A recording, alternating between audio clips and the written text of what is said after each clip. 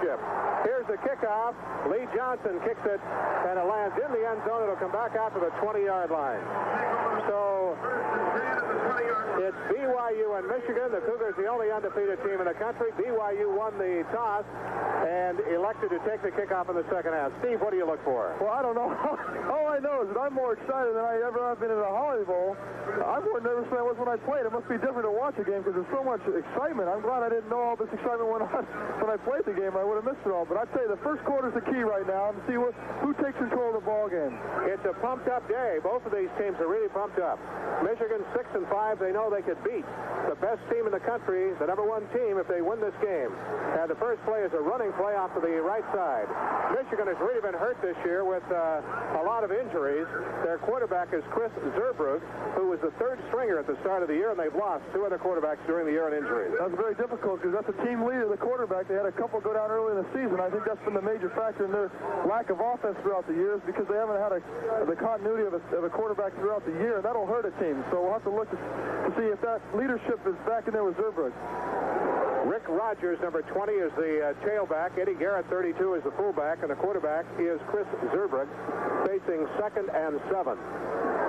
Zerbrugge with the ball, gives it up the middle, gain of about 4 yards this time, maybe a little more. There's no doubt about it, Jay, that Bo Schembechler, what he wants to do is keep the ball away from the BYU offense. He wants to get 1st and 10, 2nd and 5, 5 or 6, 3rd and 1 or 2, and then get the first down and keep control of the ball. When he does throw the football, he wants to do it cautiously because he doesn't have an experienced quarterback and just move down the field and just have long drives. That's the goal of the team right now. Here's the first 3rd down play of the game. 3rd and 3. Bob Perryman carried on the last play, so it's 3rd and 3 for Michigan early in the game on the 27-yard line. Hey, Zerbrugge is back to throw. Looking, gets the pass off, completes it. Completes it for the first down. So they throw on 3rd down, and they complete it. The pass to Tim Nelson, the tight end. I'll tell you, Jay, I was really surprised to see that pass on 3rd down, 3rd and 3. I figured he'd just continue to run the football. It looks like he's going to go send that there. He's not going to be afraid to put the ball up in the air. BYU really had the rush on, but he got the pass off and completed it. 1st and 10 on the 35-yard line. Zerbrugge at quarterback. Still has the football, running the option. There's the pitch back. And Heyman for BYU has it very well covered. Drop for a loss this time is Rick Rogers. Heyman was the key there, stringing that option out. They've worked at it all month. They've seen a couple of wishbone teams throughout the year. We know you see Wyoming, and they also see Air Force, so they know what to do. And the big thing is that they string that out and don't let the speed of the Wolverines take effect. It's a fast tailback that they have, and that's what Steve Heyman's job is, to string it out. That's exactly what he did. 2nd down and 13 for the Wolverines on their own 32-yard line. First quarter, first offensive series of the football game, the Holiday Bowl. BYU trying to be ranked #1 in the nation. Zerbrugge under pressure, gets the pass off, and it's incomplete.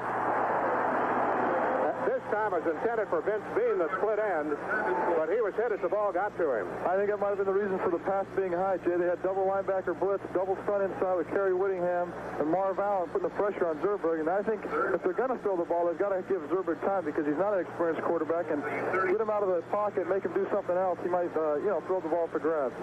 3rd down and 13 for Michigan on their own 32-yard line.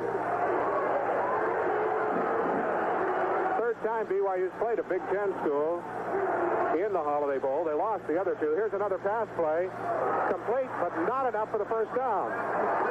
Wait a minute. It might be. Boy, that'll be close. Down and out that time to Vince Bean, and they are going to the air. Great throw by Zerbrugge that time. He had to throw the ball about 35 yards just on a 15-yard out. Showed a strong arm. And a little bit, if they don't get a first down, you can only blame it on the... There's a replay right there. You can only blame it on the receiver not getting that extra 1.5 feet for the first down. We'll have to see what the measurement says. They're up to the 45-yard line. They'll bring the chains out. This will be close. If they don't make it, it'll be 4th down and inches to go at midfield. And they might go for it. Hey, they made it. The nose of the football is there. Big play for the Michigan Wolverines. Well, it sure did look like he walked out of bounds short of the ball that there on the flag. Michigan. Zerbrugge is now 2 of 3 for 20 yards passing. And that big play enables them to keep the football. They would have been in a punting situation without the yardage for the first down there. You know, Jay, Bo Schembechler's got to be a little happy with that series of downs because they didn't get that first down yardage that they usually get to get them in their game plan. They had to go for the long yardage on third down and made it. First and 10 from the 45-yard line. No score, first quarter, BYU and Michigan. Zerbrug got a handoff to the second man through, and he's really hit hard this time. I think it's the tailback, Rick Rogers. Down at the bottom, Kurt Gavea for BYU, but there's a lot of help that time, too. Also, Jay, with the strength of the Michigan offensive line, it's the biggest and strongest part of their game. I think they might want to show some power up the middle, and you'll see that they'll probably try to get that up in the middle of the ball game over the center going so that the defensive tackles and the outside linebackers are crashing down, and they can start running that option. Coach Schembechler told the media this week that he does not have a team that can really muscle with you this year. Second down, about 6 yards to go for the first down. There's a pitch to the right side. Cougars, do they have it contained? Yeah, they get him at about the BYU 47-yard line. Morrell turned it in. We had Whittingham and Allen there for BYU. But Michigan will have third down and short yardage. You see they're playing what they want to do. Exactly what they want to do. You see the replay. There's Steve Hammond getting kicked out. And that's his job, actually, is to force that play inside, then the inside pursuit can take over. Here's another look at it. From the end zone, look at Marv Allen. They're all trying to push the play back inside. And Kyle Morrell, All-American this year, gets the outside very well. He's very quick, and he's also very aggressive. Third down and 2 at the BYU 47-yard line. Zerbrug with the ball. A pitch the other way. It's fumbled. Bounces right back into his hand, and he's dropped that. Unusual that time. It was pitched back to Gerald White. It took one bounce right back in his hand. That happens a lot of times when the ball hits up. It just bounces right back to the player. Very lucky that time.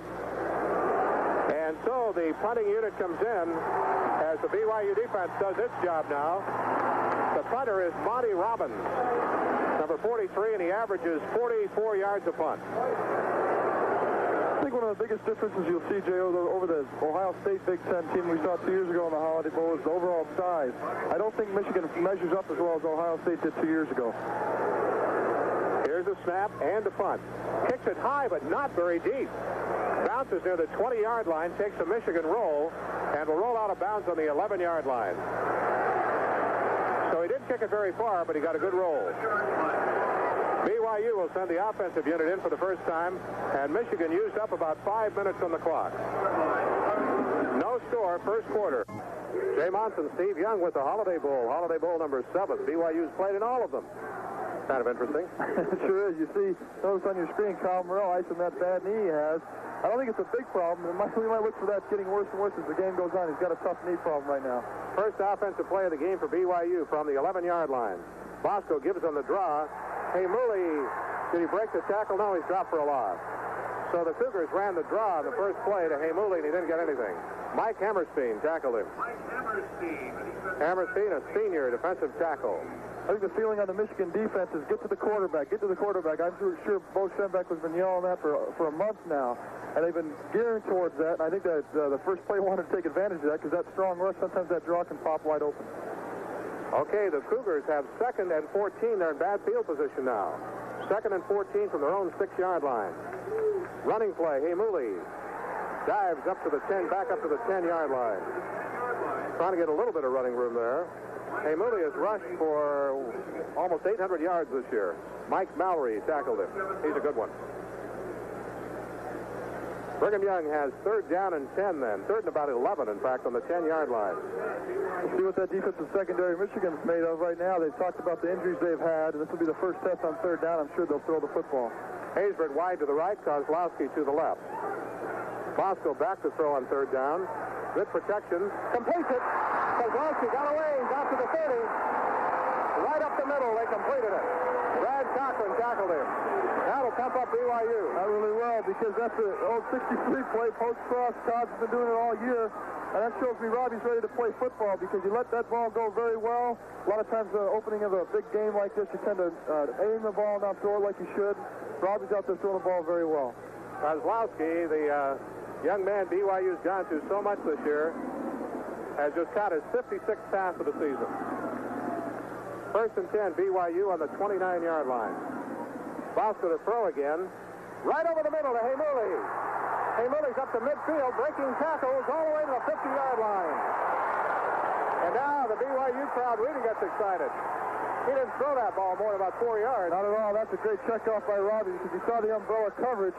Umbrella, I mean 4 defensive backs just forming an umbrella where the apex of the umbrella is in the middle of the field. It's like a zone coverage, and a lot of times you're going to have to dump that ball off short and find the short man. That was Lacquet that time, and that's a great play by Robbie. You'll see it right here. You'll see Lacquet right there on the right side of the screen, act like he's going to block, and he releases, and you see the linebacker's in charge of him, slips and falls, and Lacquet's got some good yardage. He added about 14 yards to that after he caught it, after he was first hit. Here's the draw again to Lacquet, and no gain this time. Drop back on the 45-yard line.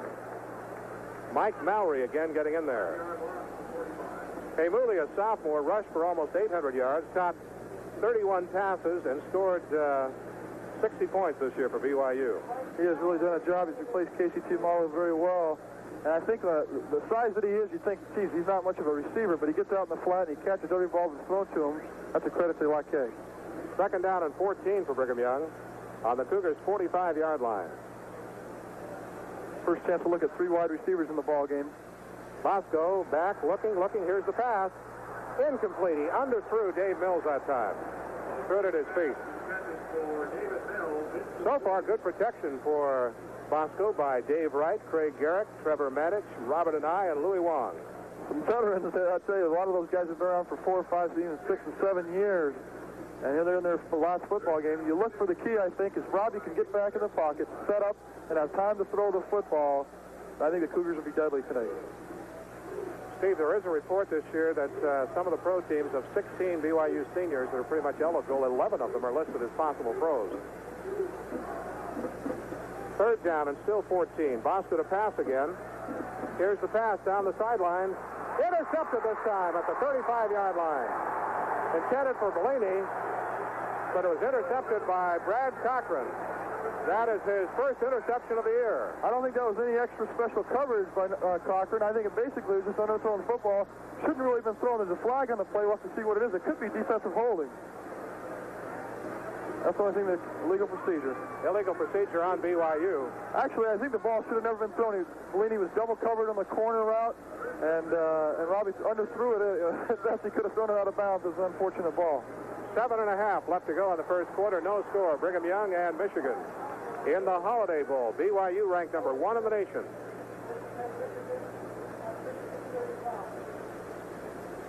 See, there are 2 men on Bellini. Right one in front and one in back. Yeah, and he's right at the sideline. I don't think that ball could ever been caught by Bellini. First and 10, Michigan on their own 35-yard line then. Second time the Wolverines have had the football. We have no score here in the first quarter. Zerbrug gives the ball up the middle. Pretty good run this time. Gain of about 10 by the fullback, Bob Perryman.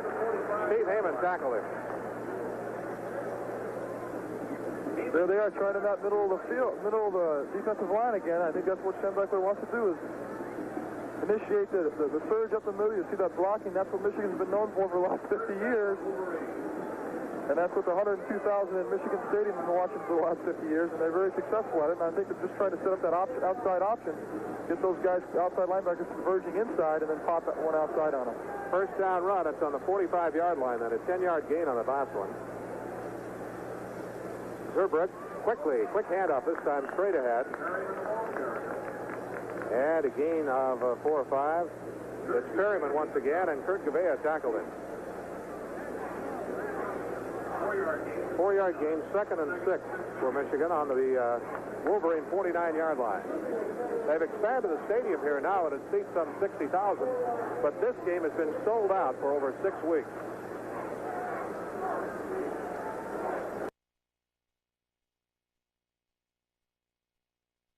All right, 2nd and 6 for the Wolverines. Zerbrug.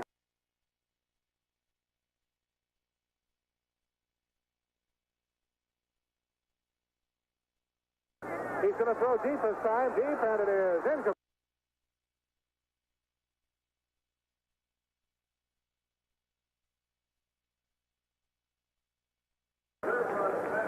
Covering was just Sprouse for BYU, and the pass was intended for the flanker, Triando Marcray. That time they tried an out-and-up pattern. A lot of times that'll be to test the speed of the outside corner of Jeff Sprouse that time. The receiver will go up about 10 yards, turn out, looks like it's a quick out, and then turn back up the field out, enough type of pattern, and the quarterback just lays it out. I'm not sure that Michigan can afford those kind of plays to just waste it down, because they're the kind of offense that needs to get those 2-3 yards of down. That time, if the ball had been thrown in place, Prowse had the best shot at the pass. He was in good position. 3rd down and 6 for Michigan. Zurbrich back to throw again. The rush is on, gets the pass off. Complete. No. Incomplete. He was juggling the ball as he went out of bounds. If he'd have kept possession when he first got it, it would have been a first down, but he did not. He juggled the football. Mark Allen covering for BYU. And I think it was intended for Mark Ray again. So the punter will come in once more. This is Monty Robbins, who put BYU in the hole last time as he kicked it down the 11-yard line. I think he's going to try to kick away from Vice Deacon. You'll see Vice loaded up on the right side of the field. I'm pretty sure that you'll see this punt go to the left, the far right side, away from He Vice. dropped the football, but he got the punt away. Kicks it high. Deacon waiting for it. Takes it, slips by one man, and then it's knocked down at the 10-yard line. Brigham Young will start almost the same place he started last time, back on the 10. Vice is incredible the way he waits for that football team. The defensive men from Michigan come down in front of his face. That's got to be a crazy thing. Jay Monson, Steve Young with BYU Football, the Holiday Bowl. A quick reminder that our sports telecasts are brought to you in large part through funding provided by members of the BYU Quarterback Club, and there are a lot of those Quarterback Club members here watching this game tonight. 1st and 10 on the 10-yard line, BYU. They're showing blitz. Bosco's back to pass. Does pass, completes it. Kozlowski has the football, and he's out of bounds up near the 20. Garland Rivers covering. Talking to Norm Trout before the ball game, offensive coordinator for BYU, or one of the coordinators, along with Roger French, he says that the defensive cornerbacks for Michigan play way off the ball, up to 20 yards. Look at the cushion they're giving on the quick out that time, up to 20 yards. Then they'll break on the ball. They don't want to get beat deep because they don't have the speed to hang with the BYU receivers, and that's the way and they know that. So they're going to lay back, and they'll give up that 10-yard out 100 times today, and we'll see if BYU takes advantage of it. 2nd down and 1 for BYU on the 19-yard line. No score midway through the first quarter. Mills starts in motion, reverses, goes back the other way, and Heimuli goes up the middle and has the first down, I believe. It'll be close. Heimuli tackled by Mike Mallory for the University of Michigan. Had a lot of injuries on this Michigan team this year. Some key injuries, too. And at the start of the year, Coach Schembechler thought he had a team that could contend.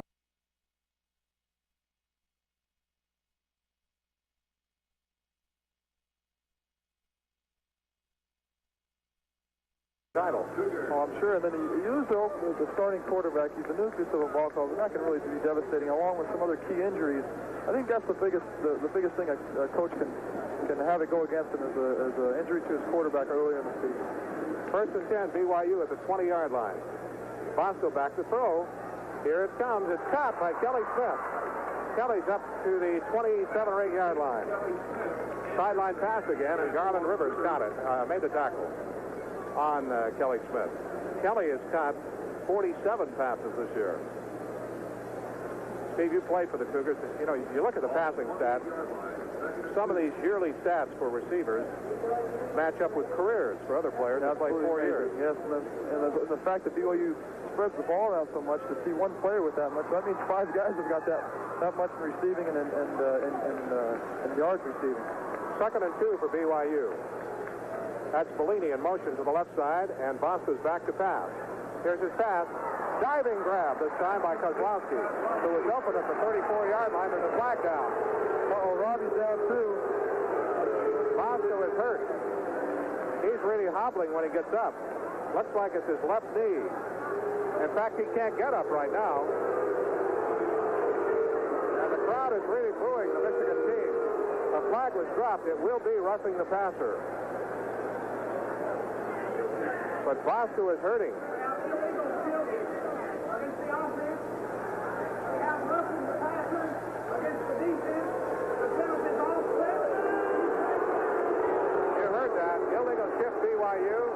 roughing the passer, so they'll run the play again. That really doesn't seem fair, does it, with what happened to Robbie? But he's getting up pretty quick. Well, they're holding it. I don't know. Brent Pratley, the team doctor's out there. That is not a good sign at all. That really isn't. Yeah, Bosco is hurting. They're carrying him off the field. The fact that Robbie cannot get up and walk is a major factor, because I really believe that you take shots in a ball game. If they're devastating shots, you don't get up. If it's anything left, you can always get up out of adrenaline, get up and walk on it. So we'll have to look at the progress of that as it goes forward.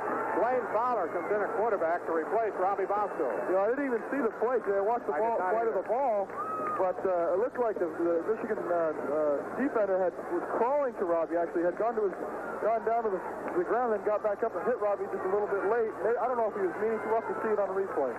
5 minutes left to play in the first quarter. Fowler in at quarterback. Back to pass. Here's the pass deflected, incomplete. Fowler has thrown 35 this year, completed 22 of them for a 63% average. I'll tell you, he's an able quarterback. He's got a lot of experience. He's poised. He's relaxed. Now I think the first few plays he'll have to adjust to the fact that he's going to be playing a lot of this ballgame if Robbie can't come back. The first couple of plays will be a little bit nerve-wracking, but as soon as he gets in the flow, he's an experienced guy. He's been around. He backed me up a couple of years ago and did a great job. So he's been in there before, and I think he's an able quarterback. They're really crowding around Robbie Bosco on the sideline. He is standing up right now, however, talking to Dr. Brent Pratley. BYU calls timeout. Blaine Fowler, a junior, looked things over and then called timeout. He'll come over to the sidelines and talk things over right now. Bosco is up. Well, I can't see him right now. They're really crowded around him. Okay, Jay Monson, Steve Young back at the Holiday Bowl, and they have just carried Steve Young into the dressing room. I know he was Steve Young carried Robbie Bosco, Steve, into the dressing room. I'll tell you, they're interviewing the trainer for the BYU. It looked to me like he couldn't put any pressure on it himself as he came off the field. They dropped him for a second, and he couldn't even put any pressure on that leg. You'll see him on the screen for you right now. The fact is, he's holding underneath the knee. I have a feeling it might be a dislocated knee by the way he's holding it underneath. I really don't know. That's just a speculation. Here's a big third down play.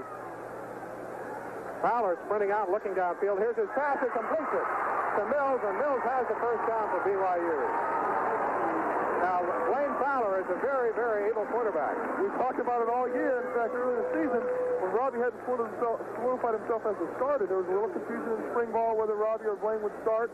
We talked a lot about it. Blaine is a very poised quarterback. He's not as tall and doesn't have as strong an arm, but he's poised under pressure.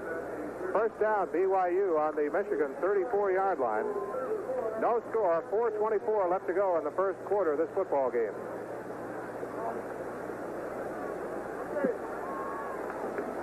Okay, the Cougars have the first down. Here we have Mills in motion. Fowler back to throw again. Looking, being chased.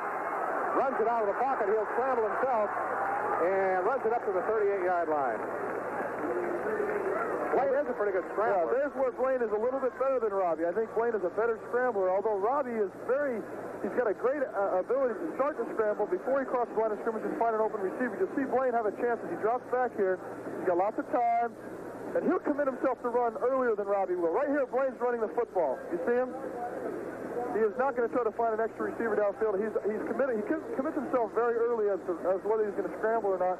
But he's a better scrambler as far as running. He's a better running back once he puts that ball under his arm. By the way, we're working with Ms. Lou and ESPN, and at times you will see video features from the sidelines. We will not have the audio for them. Fowler quickly passes it out to Haymouli. Haymoulli's up close to the 45-yard line before he's down. So BYU under Blaine Fowler moving the football right now.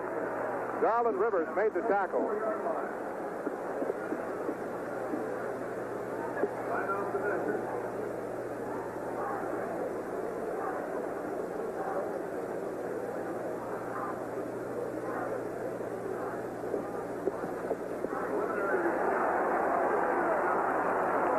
BYU gets the first down when they measure for it. We're trying to check and see if we can find out what the injury is to Bosco now. We'll go and check with some of the officials here and see if they have any word. First down, Brigham Young. For the Cougars, they have the ball on their own 44-yard line.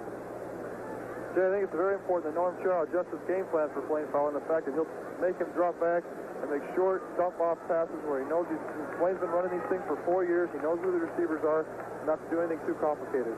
Bellini in motion. Fowler back to throw. Here's the pass. Completes it to Mills.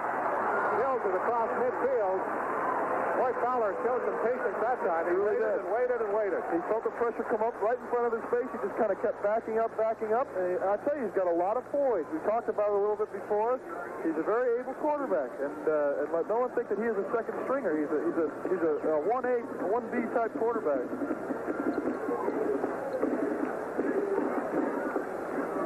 Okay, here's the word. We're told Bosco has a ligament strain of his knee.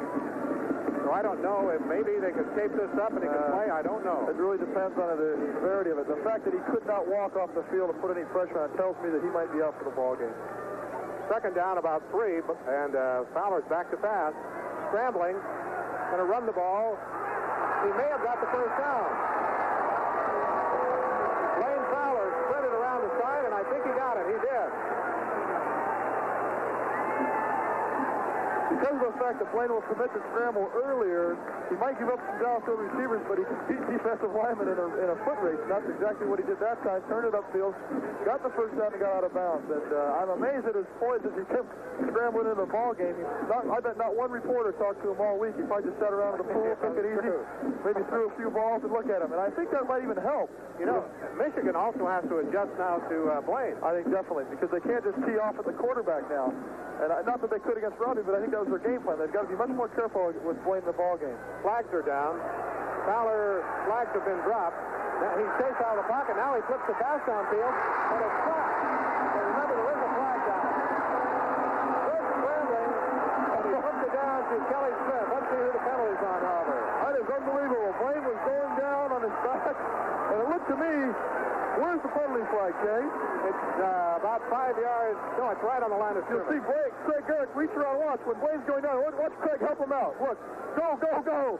He breaks free and makes a big play. Now we'll see exactly what the penalty is. It's going to come back. Yeah, it's a motion penalty on BYU. So the Cougars will face first and 15 then. That was an amazing play by Blaine and Craig Garrett helping Blaine get out of the pack. But as you can see, Blaine is a much better scrambler, I think, under pressure than Robbie. But again, Robbie can find those downfield receivers a lot better. A minute 41 left to play in the first quarter. There's no score. BYU and Michigan. And then you see him leave a motion. A lot of the times the new quarterback comes in, he's got different cadence, even though those first teams hurt a lot of Blaine. A little different than Robbie, and then the big game, a little difference like that can cause people to jump off sides sometimes. Haysbert brings the play in for Brigham Young. Fowler at quarterback now as Bosco's been injured. We have Kozlowski wide to the right. Gets a sweep to the right side. Kelly Smith turns the corner and is hit at the 50. Now we have another player injured. That looks like Brad Wright. Dave Wright. Wright, yeah. Dave Wright is shaken up for BYU, one of the offensive linemen. That's a bad sign for offensive line because they're tough guys. And if they can any way show no pain and get up and walk, they will too. And I again stress the fact that if a player can get up and walk off the field and shake off an injury, there's a good sign right there. Dave Wright is coming out. He's the only junior in that starting offensive line. He comes out as replaced by Scott Robinson. They don't lose any size. Scott Robinson, 264, 6'5". And they've cut those weights down. Both of those guys are over 280 right now. And after a nice week in San Diego, they might be 290. And after Christmas and New Year's, they might be 300 by the time they show up at campus. Brigham Young has second down at about 14 or 13. Make it second and 13. No score first quarter. The ball at midfield. Mills shifting over to the left side as the tight end. Fowler dropping straight back to throw. Good protection. Right over the middle. Incomplete. Kelly Smith had it slipped through his hands that time. Well, that time Blaine was a little bit too fast in what he was trying to do. He saw Kelly come open and tried to flip it to him a little bit early. I don't know if Kelly lost his footing or not, but there it is, that dump-off pass over the middle. It's going to be open because the linebackers are getting a really deep drop in that umbrella coverage. And that is not a conventional coverage that they're running right now. There's some of Blaine's stats for the year. That is not a conventional coverage, that umbrella, the thing I'm trying to describe. It's just four guys forming an umbrella in the defensive backfield and just kind of playing zones, and the linebackers get deep drop, and those short passes underneath will be wide open. Third and 13 for BYU at midfield. Fowler sprinting to the left side, looking to throw. throws it back the other way. It's clean. Mills with the ball and bulls his way forward, but for about 4 yards is all, as Michigan covered it pretty well. Dave Mills, the tight end, caught it. BYU being a punting down. Andy Moeller covered. So the Cougars will be forced to punt for the first time. 35 seconds left to go. In the first quarter, there's no score. BYU and Michigan. And now we'll see if Lee Johnson can pin Michigan back and change the field position situation a bit. I think they need that because the BYU defense is playing great, and Michigan's had great field position. So if they can pin them back and get to good field position for Blaine to start again, I think that'd be very helpful. Johnson punting, averaging 46 yards a punt this year, kicking from his own 38. Here's the kick. Pretty good punt. It'll bounce at the 5-yard line. BYU has good coverage. They cover it down near the 2-yard line. And now a flag goes down. Upfield. Salanoa was back there to cover it, but a flag has gone down. Let's see who the penalty's on. It had nothing to do with down by the coverage of the punt. Looks like it was against BYU by the way they were reacting, and that could be actually offensive holding. Personal foul on Brigham Young. That's correct. That's the call. A lot of times as an outside receiver who's going to go down and cover the punt, it's a one-on-one affair, and a lot of times there can be some stuff done before the referees catch up with the two guys going downfield. There's some pushing and jostling. And a lot of times you'll see a retaliatory move by the offensive player, and I think that's what happened. The defensive player probably gave a shot, offensive player with a retaliatory move, and gets caught with it because it's the second hit. They'll walk off a 15-yard penalty and put the ball on the 17-yard line. Would have been on the 2-yard line. I think the first quarter has also ended. The first quarter has ended with no score in the football game. Brigham Young University and the University of Michigan in the Holiday Bowl, a scoreless first quarter. And, of course, the big story right now is Robbie Bosco out of the game with an injury. We'll be back with the second quarter in just one moment. The Holiday Bowl, number 7, played 1984 in San Diego, Brigham Young at Michigan. The Cougars ranked number 1 in the nation and trying to stay number 1. I'm Jay Monson. Steve Young, BYU All-American quarterback from last year, is here. And Robbie Bosco is out of the game. The cheer from the crowd as Bosco has just reappeared on the sideline. He's in back of the Cougar bench, and he's walking over to the bench, but he's limping a little bit, too. Well, I'm amazed to see him come back running the way he did because of the way he left the field. Now, the stability of the knee will be very questionable. I'm sure they've taped it up, and they'll get a look at exactly what's going on. And if you see Blaine continue to warm up, you'll know that Robbie is not going to be coming back in the first half. Is it the left knee, Steve? I didn't... Well, he's going to warm up. Looks like he's going to go back into the ball game. That's his left leg, and he is warming up on the sideline. See if he can still throw the ball, if he can still move around it. He's working on dropping back. Michigan first and 10 on their own 17-yard line. Zurbrugg at quarterback. Running play, Rogers.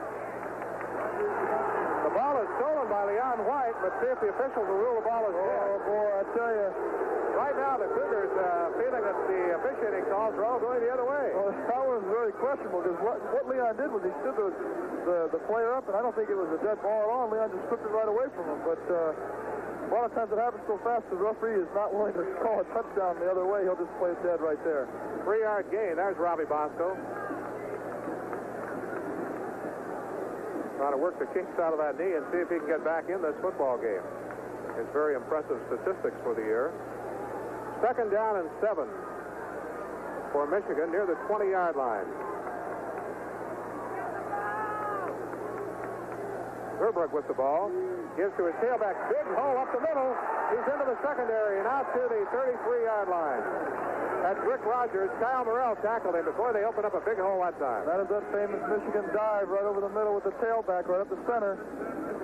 That's Robbie Bosco warming up on the sideline.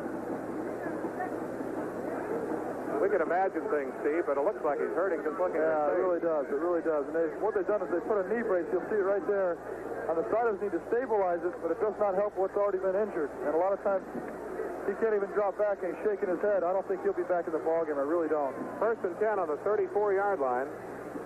They give to Perryman, the fullback, off the left side, and Marv Allen hits him first of all for BYU. So Michigan has been successful in keeping BYU out of the end zone, controlling the ball somewhat early in the game. That's exactly what they wanted to do. Now they want to put points on the board. That's the only thing they haven't been able to do. It takes a lot of leg strength to play the quarterback position as he drops back. And I don't know if Robbie, with the tenderness of the knee, can drop back really hard and be effective. We'll have to see as he drops back. I really don't think that by looking at the sideline that's going to work out. 2nd down and 7, Michigan approaching midfield. Zurbrigg still with the football, running the option. As they turn the corner, he's knocked out of bounds short of the first down. Kyle Morrell for BYU tackling Rick Rogers. It'll be 3rd and short yardage, however, for the Wolverines.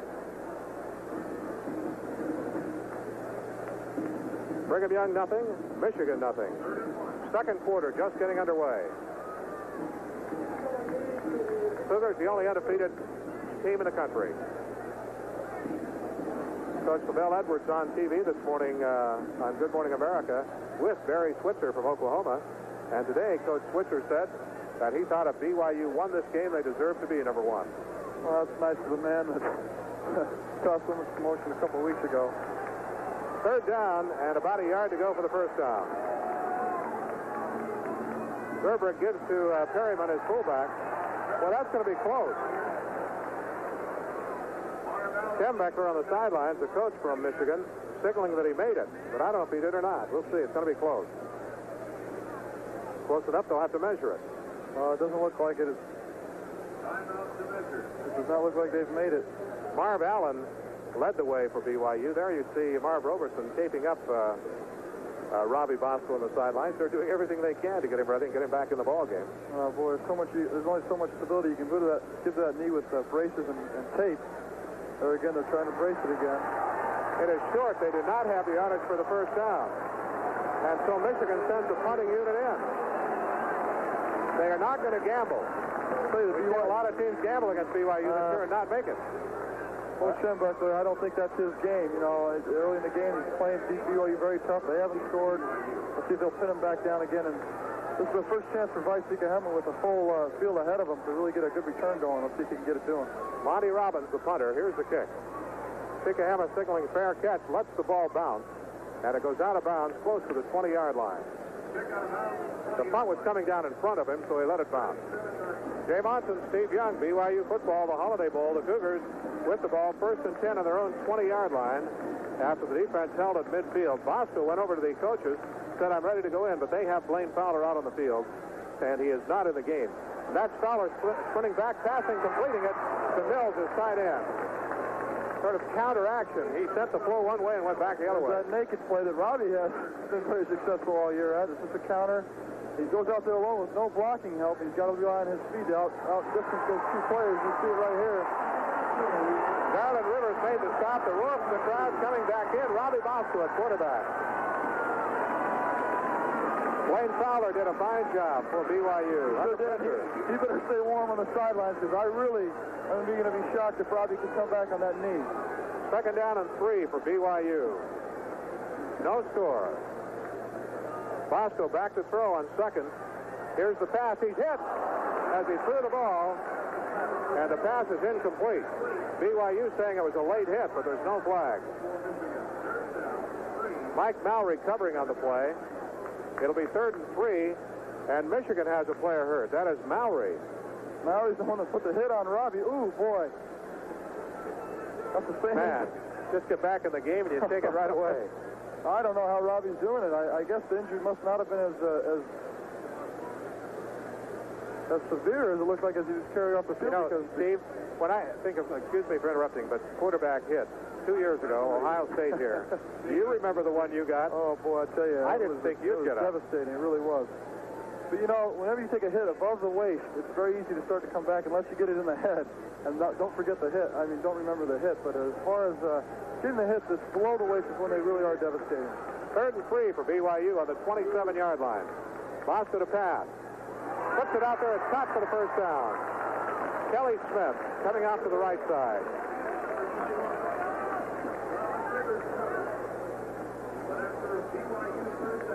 So BYU will have a first down on their own 34-yard line.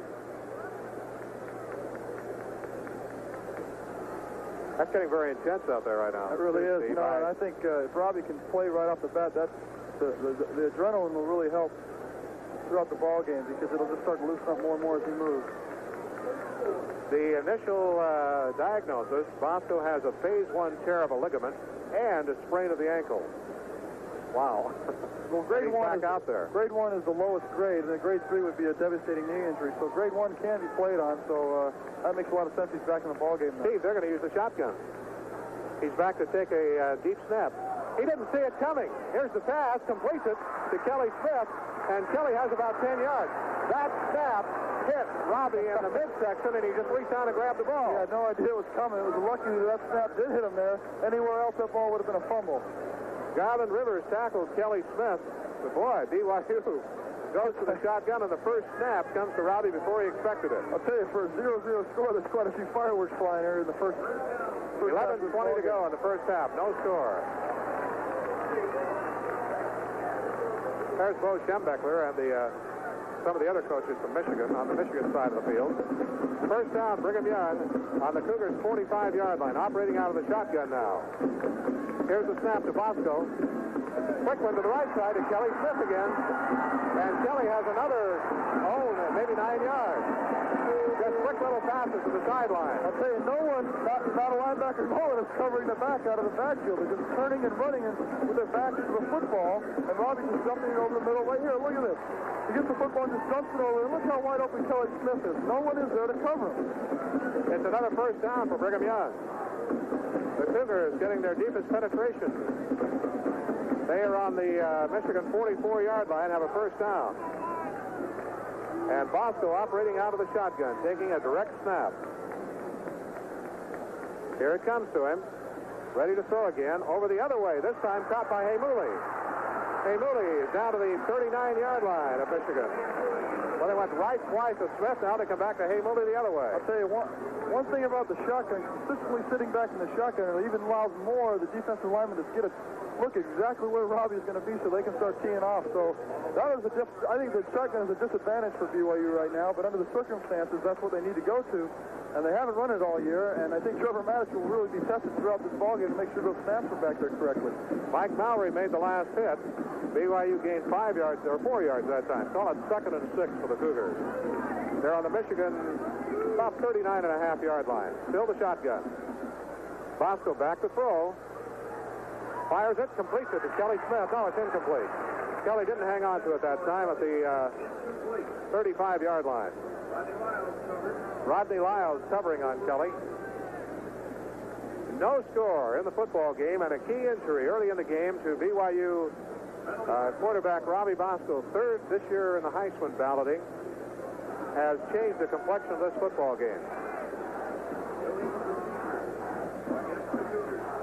Another penalty on BYU. I don't think there's been a penalty against the Wolverines of Michigan so far in the game.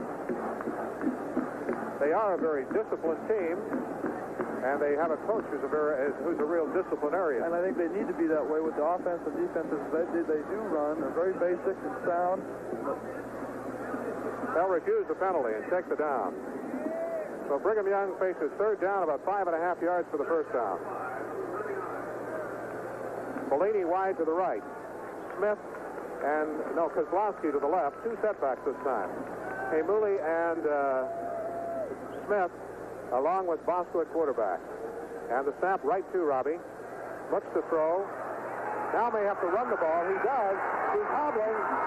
He's still going down to the 30 and slides down at the 26-yard line. What a dirty performance. Oh, I'll tell you, that's got to be tough on a bad knee. But I tell you, no one is even covering, looking for Robbie. They're just teeing off at him because they don't feel like he can move around in the pocket. And then you see the defensive linemen aren't even watching to see if Robbie scrambles. They don't even care. They just want to get to him. And they do that, he's going to be wide open.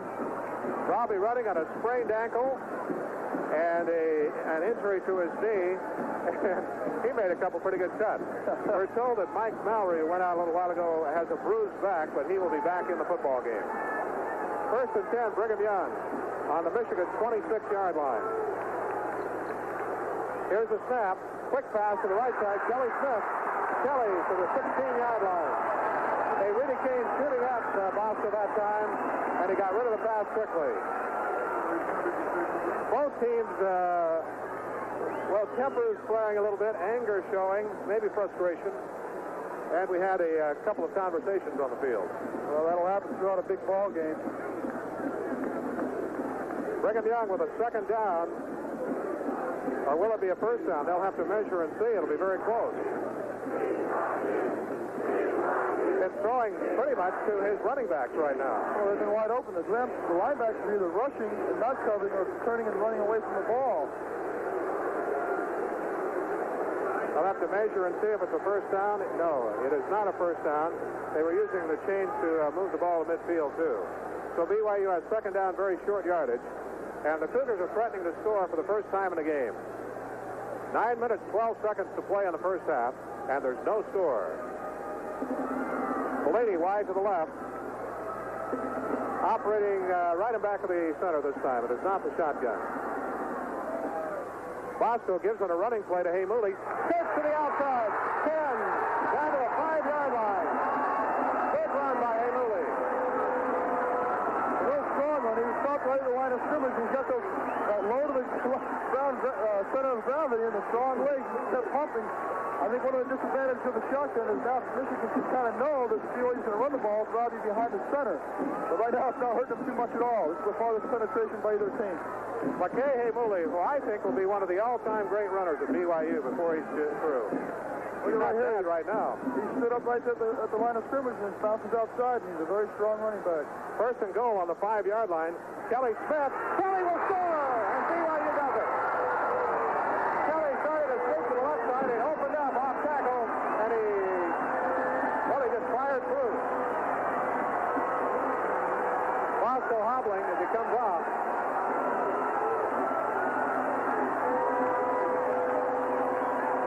Brigham Young gets the first score of the game. And what a performance by Robbie Bosco. I'll be impressed with the gusty performance, you really do. Here's Lee Johnson to try the extra point. 43 of 46 this year. The team's leading scorer was 74 points. You know, Jay, I think Robbie, just his presence means a lot to the ball club. It's down. The kick is up. Looks good. It is. So with 9:37 left to play in the first, 8:37 make that, to go in the first half. It's BYU 7 and Michigan nothing. We'll be back right after this.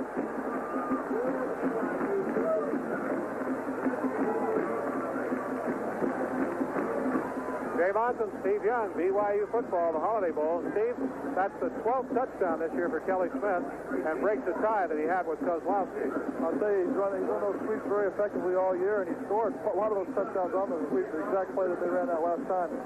But this time he didn't get on the outside. He broke it up in the middle. There was a lane from the 5-yard line, just dashed inside. Was it designed to go wide, or do you think that... definitely. But it opened up, so he took it, huh? Right. A lot of the outside... There's a good look at Kelly right there.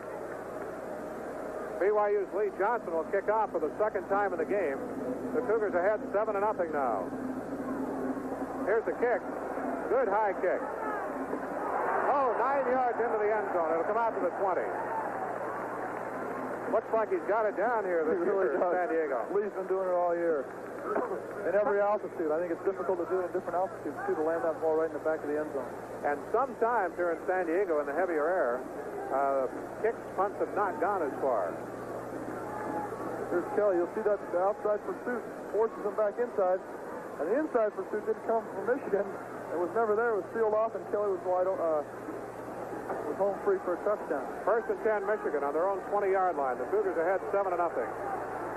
Chris Durbrug, a quarterback, a sophomore. Send a man of motion. Bean to the left side. With the ball, delayed handoff up the middle. Gainer of 5 yards. Rick Rogers, Kurt Gavea tackled him. Cougars ahead, 7-0 now. Let's look at Roger French. The Legion, he wants to kind of get his guys going. He knows that they're going to have a big job ahead of them to protect Robbie because of immobility so far, because of the injury, obviously. 2nd and 5, Michigan on the 30 or 25-yard line.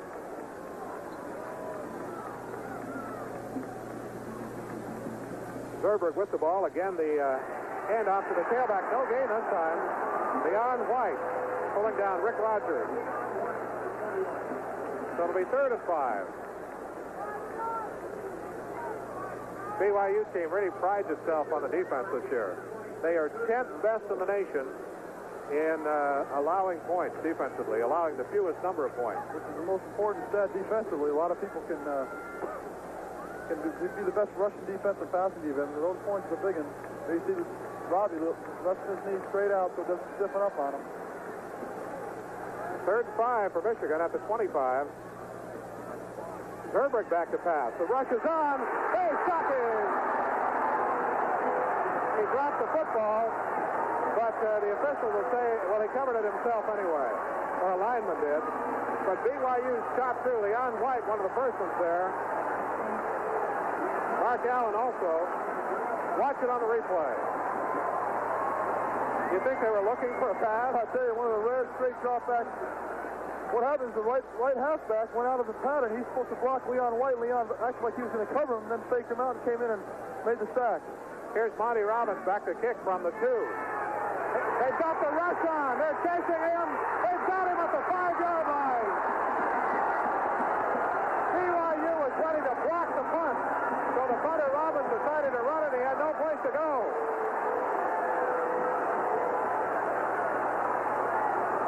I think it was Rodney Thomas right on top of him.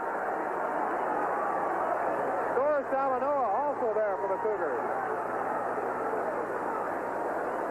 So Brigham Young ahead 7-0, has the ball, 1st and goal on the 5-yard line.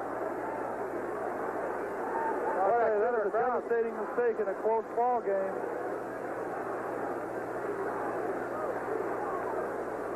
I'm sure Michigan was a little bit surprised by what happened because usually BYU sets up for the return for Viceka Hemmon in that situation. This time they came with 10 guys. Obviously we're going to block it, and it's tough to know exactly what to do as a punter when you see that coming. The Cougars don't try to block punts very often. Not very often at all. 1st and goal on the 5-yard line. Bosco at quarterback. He's back to throw, looking for a TD. Here's the pass. Pack at the 1, maybe the 2-yard line. Mills made a diving one-handed catch, and Bosco was knocked down as he threw it. It'll be 2nd and goal. Ivan Hicks tackled Mills. Watch the replay. That's not a bad lateral movement for a guy that just got his knee knocked out. Look at that great grab. catch by David Mills. Has been making those plays all year long. 2nd and goal on the 2.5-yard line. Michigan loads up the line, 8-man front.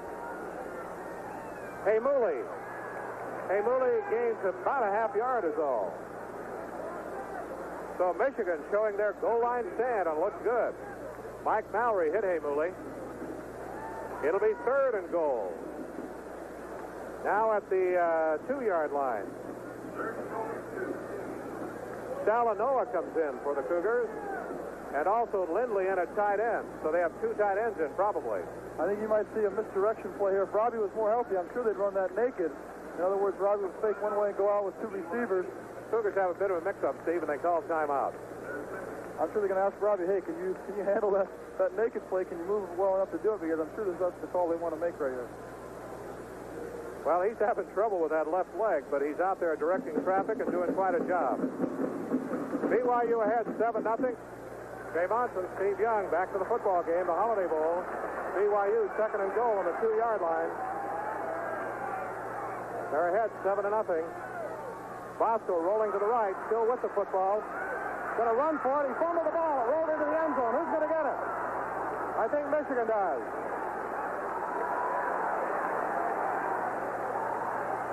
Touchback. It'll come out the 20-yard line. The Cougars fumbled the ball into the end zone. So the Michigan defense comes through. What a turnaround. BYU had 1st and goal on the 5-yard line, and they don't get his points out of it. Bosco tried to get in there himself, dropped the ball. Well, I'll tell you, that is a big turnaround from the... That is an amazing turnaround, actually, and that was a really unfortunate play. But Robbie is just playing really gutsy today. I'm sure they called him the sideline and said, hey, can you move laterally? Can you make the fake? And then they went on the naked, just like we said before. They ran the naked play. No one was open. Robbie wanted to cut back out. Healthy Robbie Bosco would have scored very easily. Jay Mons and Steve Young at the Holiday Bowl. The Cougars ahead 7-0. We have 5:49 left to play in the first half. Looks like they're going to jump ahead by 2 TDs, Steve. It was really unfortunate because they got that, the punt was not blocked because the kicker didn't even want to kick it. Get the ball to the 5-yard line, come away with 0 points, not even 3, with a fumble into the end zone. That's unfortunate. But I think the BYU defense is playing so strong coming into the first quarter and a half. They've still got the momentum because of what the defense is doing out there. By the way, we should mention Leon White's father is here to the game tonight. He's seriously ill, and but they've arranged a lift down on the sidelines to have him right down there on the Cougar bench where he can see his son Leon play in this Holiday Bowl. That's amazing. Leon is one of the greatest individuals, not only a great player, but a great individual that's played for BYU in a long time. And his dad's pretty proud of him and encouraged him to attend BYU. And Willie should be, and I think that is really a great thing to see. First and 10, Michigan on their own 20-yard line. Cougars ahead 7-0, and this turned into a hard-hitting football game. Zerbrug with the ball, back to throw on first down. Can't find anybody, gets the pass away. He's got a man wide open at midfield. Oh, we got roughing the passer right there, too, on Jim Herman. Flag drop. Steve Heyman covered on the play.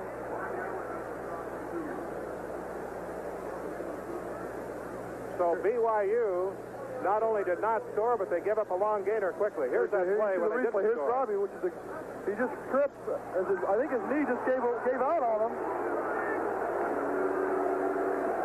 If you look at it, it looked like to me that Robbie's knee just gave out, and he wasn't expecting it. Lost the football. He does that precarious thing and holding the football in one hand when he runs, and just lost it into the end zone. Several players had shots at that fumble. If BYU would have recovered it, would have been a touchdown. And that happened in a very close ball game 3 years ago at Hawaii. That was the only touchdown of the game, was a fumble into the end zone that Neil Ballholm fell on. First and 10, Michigan at the Wolverine 40-yard line. BYU ahead 7-0.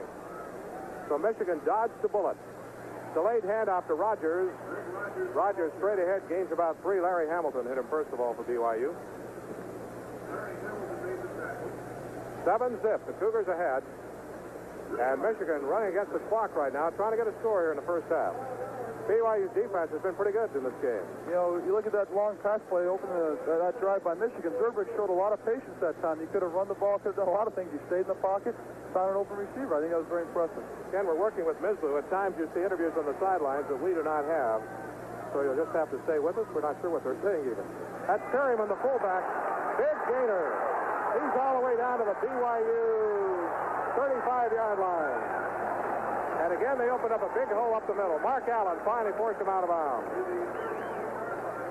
So Perryman, 225-pound junior fullback, has a good gainer.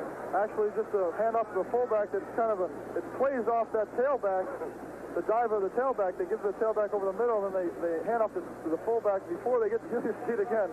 Tough time saying it here, Jay. But it was a misdirection play against the flow of the defense and just pops a big one. Bob Sabatino, their strong side guard, 263-pounder, is hurt and being helped off the field right now for Michigan. But the Wolverines have a first down now on the BYU 32-yard line. And what a change in complexion in the game. Unbelievable. First and goal for BYU on the 5. They do not score, and Michigan comes bouncing right back. Cougars ahead 7-0. I think imperative for Michigan to put points on the board to go into halftime with some kind of momentum without getting inside the 30-yard line of BYU could be devastating. Zerbrug pitches back, sweeps to the right side to Rogers. The Cougars have him in there. They covered it. He's inside the 30-hopper. And there's a penalty flag that goes down. It's right in the area of offensive holding. Neff comes into the game as a linebacker for BYU. Here's the call. It is holding on the offense. I think that's the first penalty of the game on Michigan. Steve Heyman made the tackle in the last play. Obviously, a penalty like that hurts Michigan a lot more than it hurts the BYU because of the nature of their offense. It puts them in a 1st and 15, 1st and 20 situation, and they're not geared to go that far in 3 down. Here's the play. See what the hold is. Maybe right there to the right. Yeah, he's got him by the jersey. Yeah, Bob Perryman, the fullback, leading on the sweep, grabbed the hold of Steve Heyman. That was only a 5-yard penalty. Puts it back on the 35-yard line. So it's first down and 13. First and 13 for the Wolverines. on the BYU 35-yard line. 4.5 left to play in the first half of the football game. BYU ahead 7-0. Zerbrugge at quarterback. Delayed handoff to Rogers. Nice tackle at the line of scrimmage by Dave Neff, linebacker. Great tackle by David Neff. A lot of seniors playing in their last ball game in a BYU uniform. Dave Neff, one of them. I'm sure they're fired up to play a great game. Sure-handed tackle because actually Rick Rogers had some running room there, obviously, to the outside. 2nd down and 11 for Michigan. Their field goal kicker, let's see, is Bob Bergeron, who is 12 of 15 this year, kicking field goals.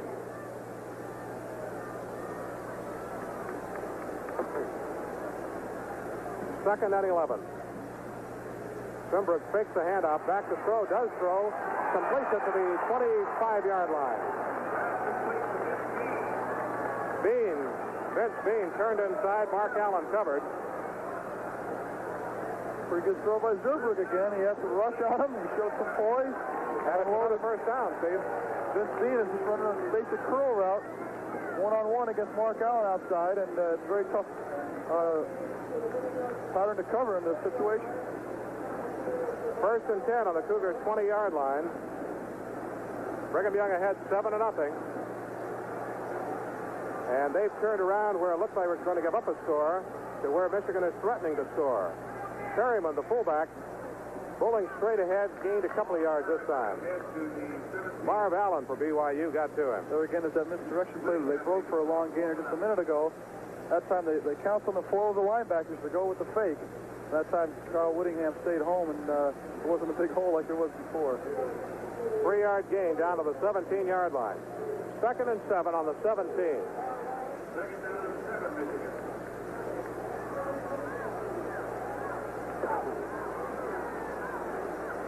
Zerbrugge at quarterback.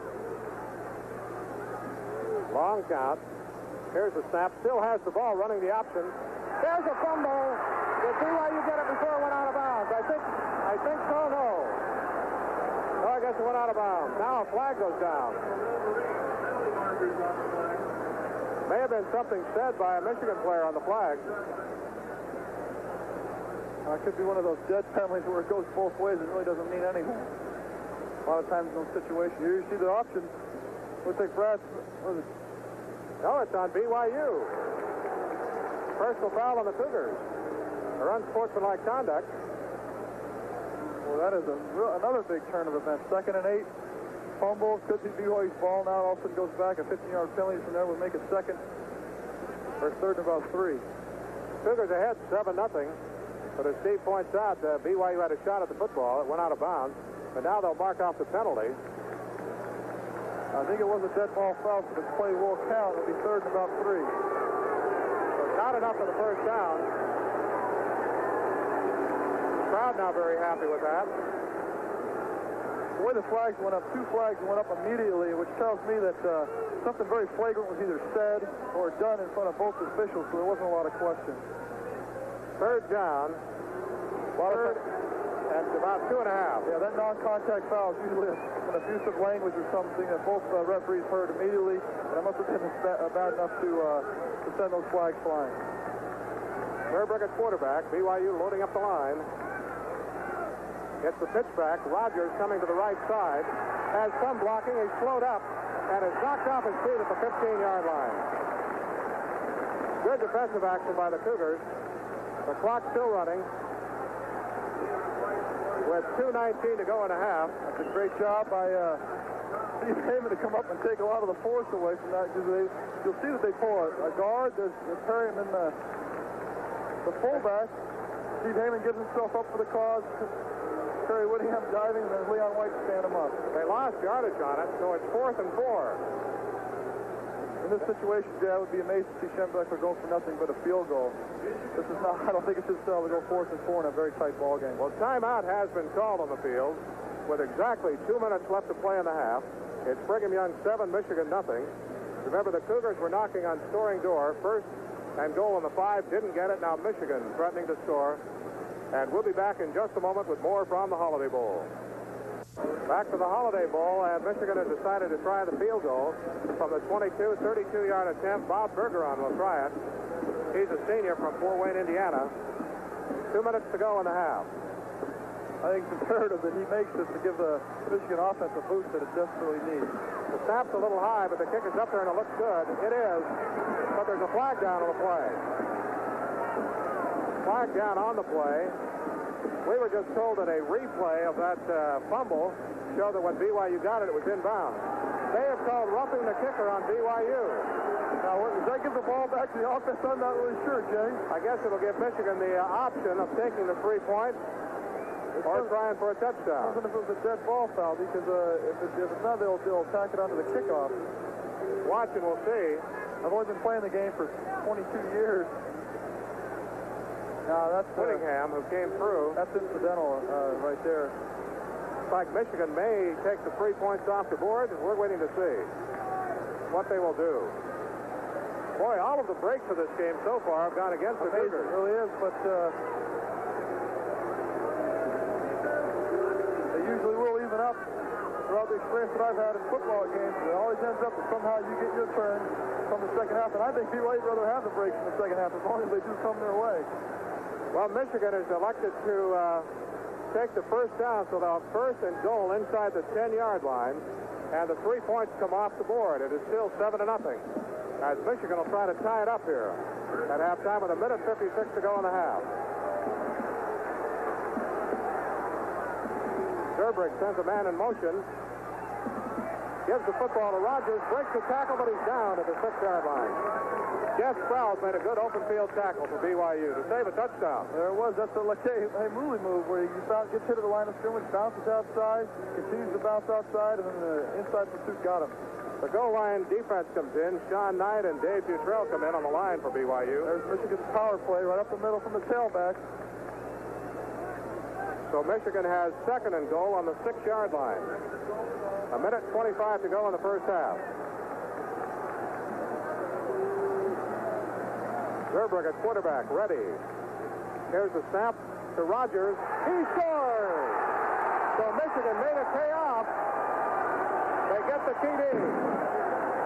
And just when a few minutes ago it looked like BYU would be ahead 14-0, Michigan puts everything together and they've got their first score. Amazing turnaround. I think that's the boost that the Michigan offense needed too. A lot of people have been talking, I'm sure, throughout the week. Michigan's offense has been stagnant throughout the year. And now they come back with a score right before half to tie it up. Bo Schembechler will be fired up at halftime. And I think another big factor is Robbie Boston's been sitting at the sidelines for a little while, and I'm sure that knee is stiffening up in this cold air in San Diego. Here's Berger on the kick. And it looks like we're going to have a tie at halftime. His extra point attempt is good. And with timeout on the field, 1:13 to play in the first half of the football game.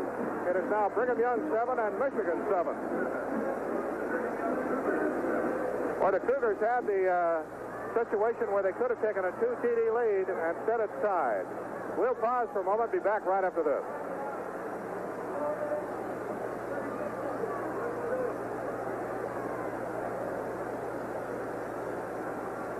All right, Jay Monson, Steve Young at the Holiday Bowl. And the BYU team has just been tied by Michigan at 7-7 right now. The Cougars will receive with 1:13 left to play in the first half of the football game. There's a nice counter play by Michigan. It's the first real counter that they've run. Takes the fullback left, come back to the power high. And he just breaks a couple tackles at the 2-yard line. Rogers, who is the second leading rusher on the team this year with 467 yards, scoring the touchdown. And Michigan has tied the score 7-7 with 1:13 left to go in the half. BYU's got plenty of time with 1:13 seconds to go in the half to get another score on the board. And a big lift for the Cougars if they could do that, and they desperately need it. I think from the big turnaround that we've been talking about, there's no doubt that the Michigan players are pumped up, and I think it's important, if nothing else, even if they don't get any points here, for the BYU offense to move the football. A lot of things happened. You know, BYU fumbled on the goal line to give up the ball. Michigan had fumbled. Looked like BYU had recovered it on the sidelines. It was ruled out of bounds. Then a personal foul call, or unsportsmanlike conduct call on BYU. Here's the kick. Parker will take it at the 2-yard line. He's up to the 10, to the 15, maybe the 18-yard line. And BYU will take over 1st and 10 with 1:08 left to go in the first half of the football game, and the score tied 7-7. And then even after they got the field goal, roughing the kicker call, which gave them a second opportunity to tie it up. There's no doubt about the fact that the breaks are going Michigan's way. 1st and 10 Cougars on their own 17-yard line.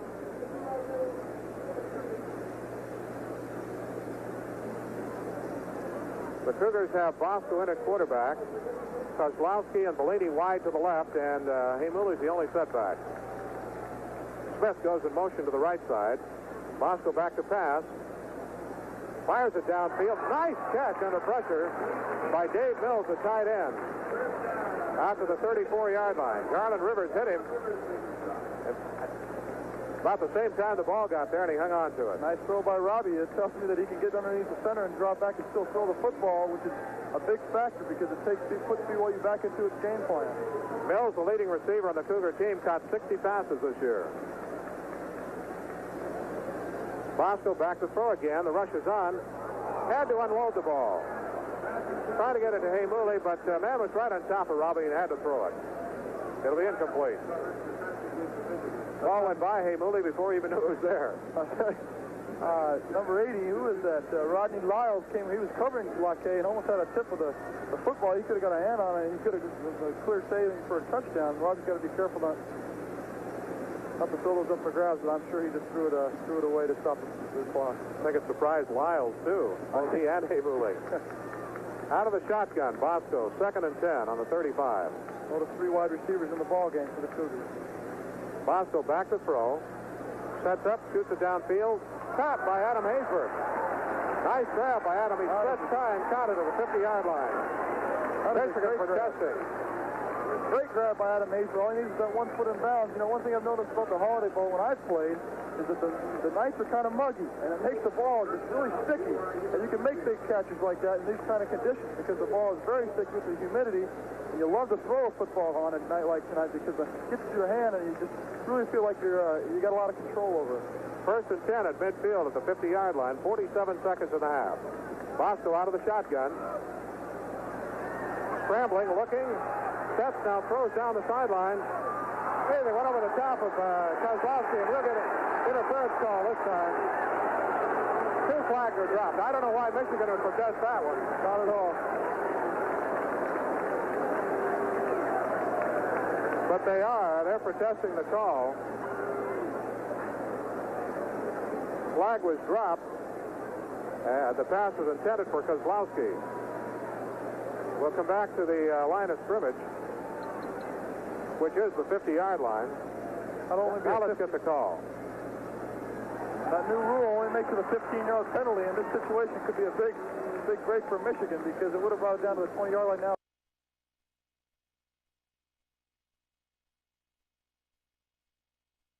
Yard penalty. See, they're over Kozlowski's back before the ball got there. No doubt about it. You know, in that situation with Glenn wide open, a lot of times that could be the best play for a defense, to give up 15 instead of a sure 30 or 40 yards. 38 seconds to go in the half. 1st and 10 BYU on the Michigan 35-yard line. So they are getting within Johnson's field goal range if they don't get the TDs. And the way it's going right now, they got plenty of time. Bosco running out of the shotgun. Kozlowski to the right. Bellini to the left. Here's the snap. Back to throw. Wait a minute. They stopped the play before they ever got it underway. There's another problem with not practicing the shotgun a lot. There's the offensive lineman just kind of back on their heels, not knowing exactly what's going on because they can't really hear Robbie. He's 6 yards back behind the line of scrimmage, and they're not getting a real clear picture of what he's saying. That time they're rocking back on their heels before the ball is snapped, and they'll get an offside penalty. Illegal procedure on BYU then, a 5-yard penalty. So the Cougars have 1st and 15 on the Michigan 40-yard line. 37 seconds left in the first half of the game. A 7-7 tie. Bosco up over the quarterback this time. Regular formation. Michigan loads up the line. They're showing blitz. Bosco back to throw. sets and throws, complete to the Mills, and he's out of bounds at the 23-yard line. Good pass. This is a picture-perfect 1 minute drive. You know, it's almost like they're the ease in what they're doing because they've got all the time in the world. 33 more seconds, they could run their whole offense in that amount of time. Steve, you talk about the 2-minute drill. This would be the minute-and-a-half drill. Really, 2 minutes nowadays, and the offense the pros are running and BYU's running, it really should become about the 50-second drill. That's about the time you need to get a good drive together, and even less sometimes. 1st and 10, shotgun offense. Here's a snap. Bosco looking to throw. Here's the pass. Complete it to Bellini. Bellini is not out of bounds. They're at the 14-yard line. BYU may call timeout. The clock's running with 20 seconds. They're trying to get a play underway with 17 seconds. I think Roger right here should call timeout. There's no doubt about it. 11 seconds. Bosco throws to the sidelines and stops the clock with 7 seconds to go in the half. So they got the clock stopped. He had a timeout left, and he definitely should have used it right at the end of that play. Here comes Lee Johnson on to get 10. They'll try to get 3 points out of it then. Well, I tell you, that's a big mistake from now running 2 good plays, and maybe even 3, to getting a field goal is a big turnaround. I think that was a mistake by even the sidelines not signaling for the timeout or for the quarterback or someone to call timeout. Johnson from the 21, a 31-yard attempt.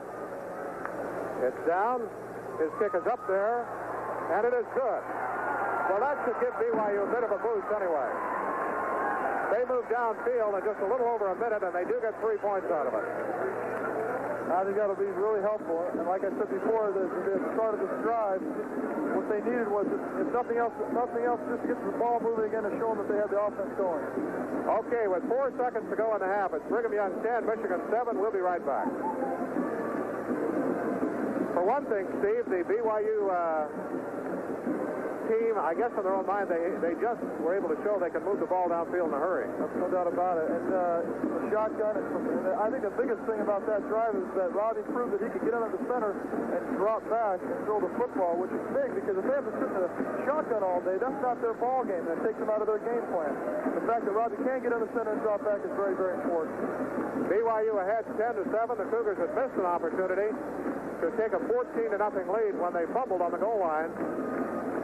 And then Michigan moved downfield, took advantage of some breaks, or you can say some BYU mistakes, and turned it into a touchdown. I guess depending on what side you're cheering for, but there's no doubt about it that BYU made some serious mistakes and penalties, roughed the kicker, then an unsportsmanlike conduct that led to that score.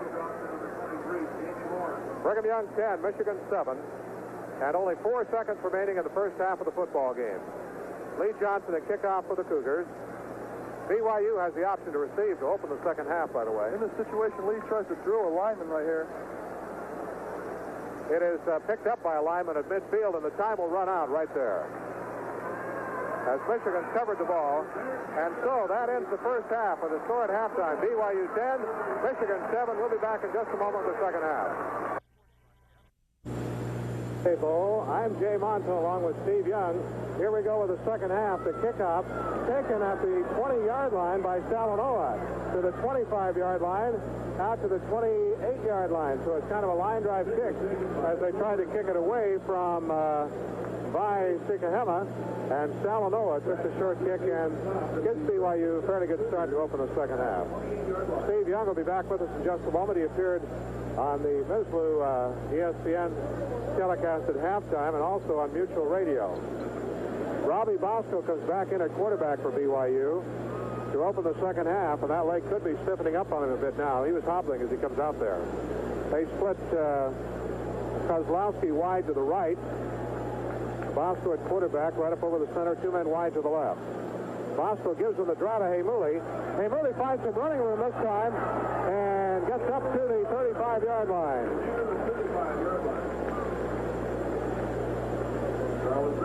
Good run by Heimuli to open the second half. Garland Rivers made the stop.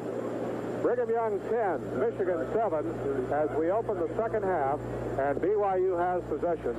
Steve, I guess that leg for Robbie, it could stiffen up a bit now, too. That's true. I'm sure they've worked at it, and we're rubbing it all during the half. I really think that he's come back to about 90% strength by the way he's walking around and running around. And as soon as that ball snapped, the adrenaline makes him about 100%, really, to tell you the truth. Second down and 3 for BYU. Smith in motion to the left. Bosco back to throw. He doesn't see him coming. Now he flips it over, and it's caught by Mills. Will Mills get the first down? He does. I thought they had Robbie from behind. Looks like that way. You know, this is a big series for the Cougars to come out after halftime, after a tough first half. And to move the football, Coach Edwards loves. They deferred the opening kickoff to get the ball in the second half. He loves to have the ball to start the second half to establish the offense. Mike Mallory made the tackle. Excuse me. Very important series of downs, Jay. Okay, BYU with the first down then for the Cougars on their own 43-yard line. Cougars ahead 10-7, the only undefeated team in the nation. Shotgun offense this time, Bosco at quarterback. Here's the snap. Back to throw, right over the middle. Is it incomplete or intercepted? May have been intercepted. It looks like it was. I think it was intercepted at midfield. Overthrown Moody a little bit, and Michigan gets a big break to open the second half. I'll tell you, Michigan continues to get the big break, and I talked to a few people at halftime, Paul McGuire, a couple of real experts. They said you can't allow a Michigan team, no matter what the record is, 0-11, to stay close because Schembechler teaches patience. Here you see the ball. Robbie just overthrows. And if Marquet hadn't attempted, it wouldn't have been intercepted, but it tipped, gave it an extra couple seconds of flight. The linebacker makes a great play on it. Mallory's third interception of the year, so Michigan with the ball at midfield, first and 10. Cougars ahead 10-7. Running play, not much gain on the first one. Fullback Bob Perryman and Kurt Gavea tackles him. Second interception of the game for Michigan against Bosco. You know, a fact that we don't talk about much with the leg injury is that Bobby has to step with that leg, too, to throw. And without maybe some power, enough power in it, he might be laying back on his back foot a lot more and not letting the ball fly the way he should. That might be a factor. Second and 8 for Michigan on the Cougar 48. Zerberg at quarterback. Gives to the second man by, going wide to the outside. Not too much gain again. Well covered. Leon White and Sprouse covering. Bob Perryman, the ball carrier. Leon White. Third. Leon White playing a heck of a ball game in front of his father, who's sitting on the sidelines in really kind of a hospital bed that's elevated above the crowd to be able to see the ball game. A real touching scene down there on the side of the sidelines. But Leon is playing a heck of a ball game, stringing out the options and sweeps, and then sticking his head there and making the tackle. Third down, about 6 yards to go for Michigan. Zerberg sprinting out, looking to throw. The rush is on. No, he got away. Now Leon White gets him. All the way back to the 35-yard line. Brad Smith is back there. Sprouse there. Gavea there. Jim Herman there. He slipped out of the grass with a couple of them, but Leon White got him. I'll tell you, to me, looks like they were trying to set up a screen, but no screen man ever showed up. By the way they allowed the offensive line to come through. Well, probably a pretty good play by Zerberg not to throw it up for grabs and get a big interception. Now they're in fourth down, still can punt the football. Kicking is Monty Robbins. Here's the punt. Sikahama signals fair catch. Will let it bounce. And that is not a very good punt. Not at all. In fact, BYU will have the ball about where they gave it up on the interception. It's like they're trying to kick it away from Sikahama, but they kicked it way away from him that time. Right now, with 11:40 to go in the third quarter, it's still Brigham Young 10, Michigan 7. Jay Monson, Steve Young from the Holiday Bowl. BYU first and 10 at their own 37. Bosco will throw. Now he'll run it himself right up the middle, slides down at the 42-yard line. And again, the Cougars, some of them reacting, thought Robbie was hit a little late. I did not that time. Mike Mallory made the hit. Interesting stat. Michigan was under 60 yards rushing. That is not their game plan. A great BYU defense is doing their great job to give BYU the good field position they didn't enjoy in the first half, and we've got to, BYU's got to take advantage of these chances. See, that punt that set this opportunity up for BYU is only a 27-yard punt. Second down and 6 for the Cougars on their own 41-yard line. And BYU may have changed the cadence that time because number 53, Al Finsich, came shooting through and the ball was never snapped. Was not snapped. Cougars say it's on Michigan. What happens in that situation, Jay, is Robbie throughout the game will have the snap count on one. And saves a great certain opportunity to call it on two in very rare times, and just throws the defense in a situation where they jump off just out of regularity. They're used to being on one to get a good jump on the ball, and you'll see they jump right through the line of scrimmage. That's the third penalty of the game on Michigan. That gives BYU second down and 1 on the BYU 47-yard line. Third quarter of the game getting underway. BYU leading 10-7. Bosco playing on a badly injured leg here in the second half. Wants to throw. Now they chase him out of the pocket. Here's the pass down the sideline. Did Hayden catch it? No, he did not. At the 30-yard line, he tried to hang it up for Haymooley, but he couldn't get to it. Brad Cochran covering. Got a flag down, Jay. Could be roughing the passer or holding, either one. By the reaction of the BYU players, looks like roughing the passer again. Flags down back at the 36-yard line. Yeah, the penalty's on Michigan. And the crowd likes that one. That'll give BYU a first down. I was watching the pass. Did they knock Robbie down? I think they came a little bit late, just knocked him down. It really wasn't flagrant, just pushed this time. And anything above the waist, Robbie can handle. And that time it didn't really affect his throw or anything else. That's a big play now instead of 3rd and 1. Now the breaks are starting to go the other way, which we talked about in the first half. Major penalty against Michigan. Brigham Young has led most of the game. They led 7-0, had a chance to go up 14-0, and fumbled at the goal line. Then it was tied 7-7, and they got a field goal to end the first half, at least 10-7. And BYU has a first down now on the Michigan 38-yard line. Bosco quarterbacking on an injured leg. Back to throw, it's the draw to Haymooley. Big hole up the middle. Latte is down to the 26-yard line. Worked well that time. Tried that draw all day, hadn't got any yards out of it. This time it popped open. Taking advantage of an over-aggressive rush by Michigan. Eric Campbell, a freshman, tackled Haymooley, but a good run by the Cougars sophomore fullback. Another first down for Brigham Young on the 26-yard line of Michigan. The Cougars could get a score here, and then that defense continue to play it the way it is. Turn this game in BYU's favor, definitely. Bosco fumbled the football. There's a flag down. Michigan says they have it. There's a flag down. I'm not sure. I'm pretty sure it would be holding in that situation. We'll have to get all of the rulings right now. Bosco did not see the defensive man coming at him. Here's the replay. You'll see the ball does not start forward, which is the ruling. Now that's a fumble. And Michigan got a big play again. I'm telling you, BYU has given up the ball just too many times. Again, the BYU team was moving the football. They had a good opportunity to score, and they give it up. 10 minutes and 9 seconds left to play in the third quarter. Brigham Young 10, Michigan 7. BYU's third big turnover in a big ball game usually does cost them. The defense is playing so well, they're getting away with it. But in most times, you get to give up 3 times to none, which is the situation right now. You're behind in a ball game, so that's just a credit to the BYU defense, and now they're under the test again. Michigan first and 10 on their own 33-yard line. Zerbrugge at quarterback. Here's a delayed handoff. Had a pretty good gainer this time off of the 42-yard line to Rick Rogers. Kerry Whittingham tackled him. So there's the first down yards that Michigan's looking for all day. They've had some first down plays that haven't been very successful and put them out of their game plan. Now, at 2nd and 3, this is where they love to be. BYU leading 10-7 has given up the ball twice in the third quarter when they were moving it. Once an interception, and now a fumble. 2nd and 2 for the Wolverines.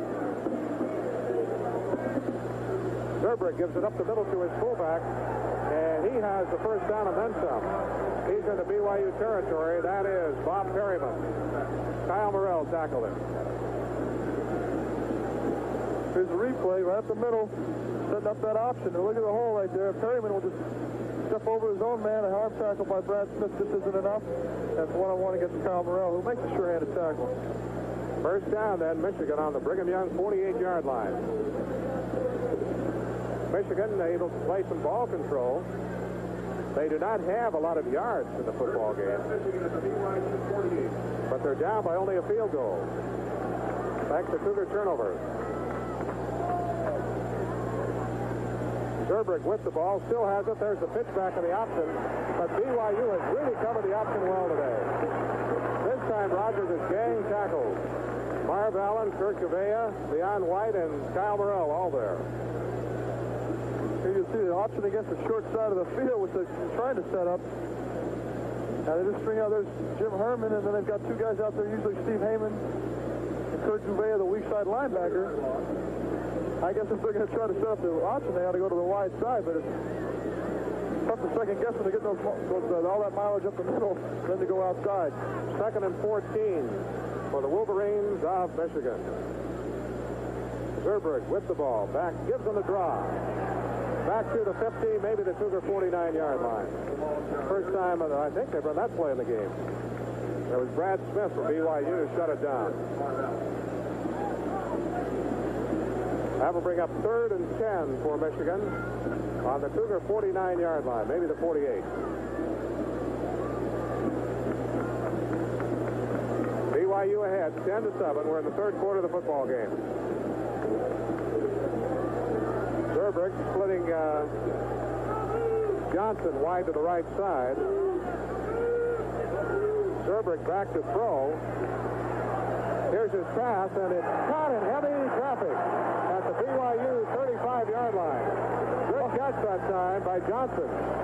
Talking about pinpoint passing, Zurbrich was 2 linebackers and 2 defensive backs, and he has a rifle right through. That's a pretty strong throw. Kyle Morrell tackled him. Up by the tight, you see Mark Allen right there in between Leon White and Kerry Whittingham for a big first down, and that's not Michigan's game. They'd like to be a 3rd-3 situation, not 3rd-10, but a great throw by Zurbrich. Cougars have had 4 turnovers in this game. They lead 10-7. Michigan on the first down on the BYU 35-yard line. They shift him to the eye. It's the tailback getting the call. I think was a flag drop. Yeah, right away right in the middle of the line. By the line judge. Usually that's holding right up the ball. Gerald White, the ball carrier. The line judge almost got taken out of the play, jumping in the middle to drop the flag. Penalty's on Michigan. That's not Michigan's game. That's 2 first downs in a row where they've lost yardage. Now it's 1st and 20, and that's not their ball game. 5 10-yard walk-off against Michigan. As Steve pointed out, will make it 1st and 20. Back on their own 44-yard line. I'm sure Bo Schembechler's not very happy with that at all because as he's sending the players a good look at the BYU co-eds who are down here cheering the Cougars on. We are halfway through the 3rd quarter. Neither team has scored in the 2nd half. BYU has 2 turnovers here in the 2nd half, however. Zurbrich splitting one man wide to the right this time, one to the left. He's back to throw. Pretty good protection. Here's his pass. Caught, but it was cut out of bounds. It's not a completion. Bean was covered by Mark Allen, and he caught the ball, but he was out of bounds. Again, a good strong throw from Zurbrich right on the money. Just took him a little bit outside and a little bit too long. He had plenty of time. He got a man open in the corner on the other side of the field. Decided not to go that way. To see him looking that way right now. Now he comes back. His attention's turned to the other side of the field and lets go a pretty good ball. We'll all get a good look at exactly. Well, I'd say it's very, very close. 2nd and 20 for the Wolverines. Zurbrich back. Gives on the draw. BYU gets Kofferman, but he gained maybe 10 yards. Just kept pushing forward and got it back to the 35-yard line. It'll be 3rd and 10 for Michigan. Mark Allen, the tackler for the Cougars. Working with Ms. Blue and ESPN today, and you'll see some promotional material, also some interviews that will not be heard on our telecast as we work with them on the video production. 3rd and 10 for Michigan at the BYU 34-yard line. BYU 10, Michigan 7. Zurbrich back to throw. The pressure's on. He throws it to a lineman. And that will be costly. Flags down all over the place. He threw it to an offensive lineman who started to catch it, then did not catch it, but it doesn't matter. It'll be interesting to see what the ruling is. Herman and Gavea are right on top of him. That'll be lost of down, will it not, Steve? It is. A lineman should never, ever even go near a ball. If he throws it to him, it'll bounce off his chest. You see the play right here. He has plenty of time to throw the football right now. As he moves the pocket, Kurt Gavea is putting the pressure on him, and he'll just flick it away. The lineman. Ineligible receiver, loss of down, so it's fourth down. And they may have been close enough, if they had gained a little, to try a field goal. No doubt about it. Now it has to be the punting unit. Michigan is going the wrong direction. Kind of handed to that BYU defense. Monty Robbins back to kick from his own 40. His last punt was only 27 yards. There's a chance for Vice Hamlin to get a good look at that running lane. Here's the punt. Vi signals for a fair catch, so let the punt bounce, and it goes into the end zone. So Brigham Young University will take over first and 10 on the 20, and the Cougars dodge the bullet again. We have 5:55 to play in the third quarter, and it's Brigham Young 10, Michigan 7. BYU with about 100 more yards in offense than Michigan, but still only a 3-point lead. The Cougars first down. It's the draw to Heimuli. Big hole to the outside, up to the 30, to the 35-yard line. Delayed handoff as Robbie took a direct snap, and from the shotgun they used a delayed handoff. I'll say they're taking stuff from the playbook that they practiced last spring, because they do go into the shotgun formation every once in a while in practice, but I bet they haven't done it much all year at all, because they never feel like they're going to need it. And that's one of the plays that they run out of the shotgun. That's one of the few running plays. I bet they pulled it out from the scrapbook, actually, and just told them at halftime, look, we're going to run from the shotgun. Bo Schembechler on the sidelines. The tackle was by Brad Cochran, and BYU with the first down on the Cougar 35-yard line. Robbie up over the center this time. Back to it's the draw again to Heimuli. Going the other way. Heimuli breaks through one tackle, breaks another one. He's over the 40-yard line. So the Cougars slanted to the left, now they slant back to the right. Yeah, the Cougars are taking advantage of an over-aggressive pass rush. I'm sure that sees Robbie back in the shotgun. The defensive lineman saying, geez, we got to get a hold of this guy. He can't move very well. Let's just tee off on him, and they're just overrunning the draw play. And the linebackers are turning and running away from the line of scrimmage, and it's an automatic 8-10 yards. Eric Campbell tackled Heimuli. Bosco back to throw out of the shotgun. Does throw it, completes it. Kelly Smith broke away and gets to the 50-yard line.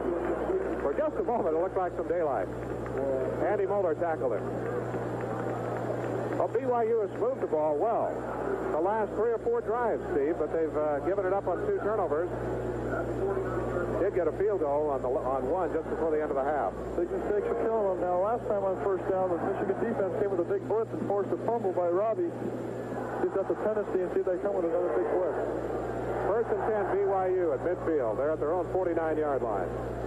Salanoa's in at fullback. Boston to pass. Can't find anybody. Still dancing around back there. Now he gets it off to Salanoa. He got it. Broke away to the 40. Into midfield. Down to the 35-yard line. That's the old play where when Robbie starts to run, the corner either has to cover Robbie or the receiver. That's when Robbie's at his best. When he starts to scramble, he's very cognizant of what's happening downfield. He does not commit himself to run before he gets a chance to look at everyone who's got a chance of catching the football. And he gets a lot of yardage out of that. Look at Thor when he gets a hold of the football. Salanoa, a sophomore fullback. Very aggressive player, a good player. First and 10, Brigham Young on the Michigan 36-yard line. Smith in motion to the left side. Bosco looking to pass. Does throw it. Completes it. Nope, it's dropped this time. Kozlowski was hit hard just as the ball got to him by Cochran. It's an incomplete pass. We have 3:48 left to play in the third quarter of this game. Neither team has scored in the third period, and BYU has a 10-7 lead. Just a quick reminder that The BYU basketball team plays at home Saturday night against the University of Washington, 7th-ranked team in the nation in basketball. BYU ready. Smith goes in motion to the right. Bosco on second down. The rush is on. Here's his pass. I think no. They really got it incomplete. I thought Mills caught it. The official will say no. He scooped it up. Looks like that's what happened. You know, again, looking at that ball, how it's down at the shoestrings of David Mills, it tells me that Robbie Bosco cannot step and throw. We'll have to watch it on the replay. We're going to get an isolated view of David Mills on his counter. It just tells me that Robbie is not able to step and throw with as much aggressiveness as he wants to with that bad knee. Boy, I don't know. As I watched that, it didn't look to me like it hit the turf. There's another good look at it. That's a good catch. That's a good catch, yep. Big third down play. Third down, Bosco looking to throw. Chase to the left, almost falls down, comes back to the right. He's running with the ball, gets a great block. Running. Now he throws it incomplete. Well, they ran all over the field. Unbelievable. Craig Garrett put a hit on number 66. Who will be on a highlight film? Robbie showing a lot of agility for a guy that took a shot of his knee early in the first half. And now Lee Johnson will line up for about a 52-yard field goal, which is within his range. Brigham Young 10, Michigan 7. And the Cougars came close again, but not quite. So here's Lee Johnson, who's 1-for-1 kicking field goals. About a 52 or 53-yard attempt. It's blocked.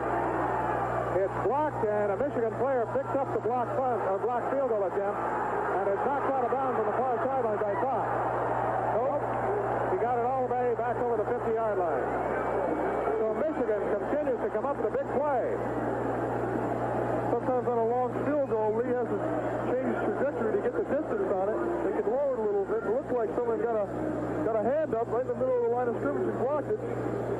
3:20 left to go in the third quarter. It's still BYU 10, Michigan 7. The Wolverines with the ball then, trying to get a TD and take the lead. Delayed handoff this time. They go to the right side and gain about that 3 or 4 yards.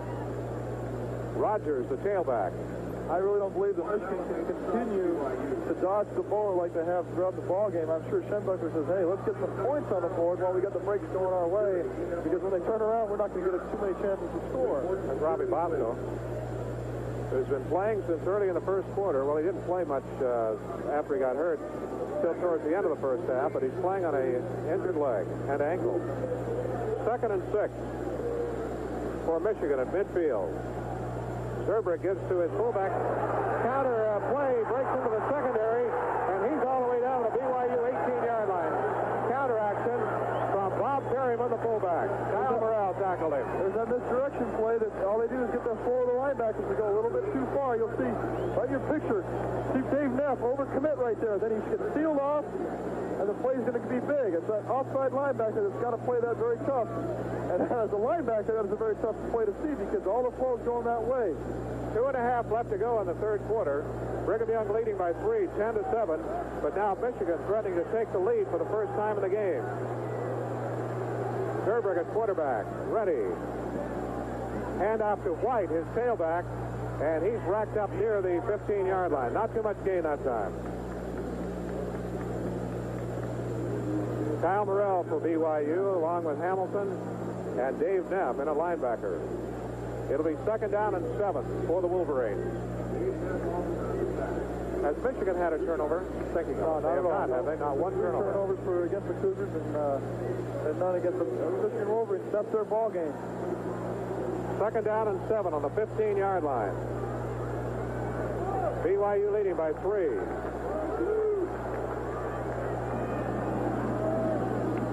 Zerbrick with the ball, still has it. The option almost fits wildly. A flag goes down. He's down to the 10-yard line, but there's a flag down on the play. That's holding. Triando Mark Gray. Well, that pitch was almost too high. I'll tell you, he pitched very quickly. I don't think Rick Rogers is ready for it. There's a holding call on Michigan, and Michigan not very happy with the call. The white on Triando Mark Gray went downfield on Mark Allen, and and held, which is unfortunate because of this block really wasn't imperative for the play. So they'll walk off the penalty. They lose the yardage they gained, which is down inside the 10, all the way to the 8-yard line.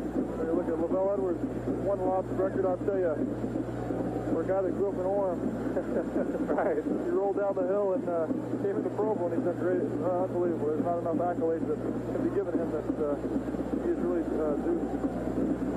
Includes, of course, 23 consecutive victories. Well, they'll mark off the penalty from where it occurred, so they get some of the yardage they made on the run. Put the ball back on the 13-yard line.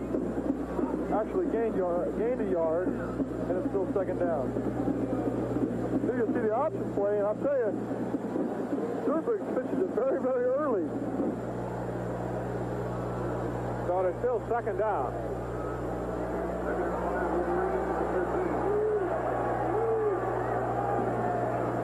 Second and about 5 for Michigan. Here's Zurbrigg with the ball. That's his tailback. He's to the 10-yard line. So it'll be third down. Steve Heyman, the tackler for BYU. So Michigan knocking on the scoring door with 1 minute left to play in the third quarter. Brigham Young 10, Michigan 7. And I'll tell you, Michigan's got 100 plays in their playbook for third and 2. All spring, all fall, that's what they practice, third and 2. Shenbucker lines them up 11 on 11, and this is when they're at their best. But again, this is what BYU defense has played its biggest role throughout the years. And when their backs are against the wall, they do not break and don't give up the big points. Third and 2 then for the Wolverines.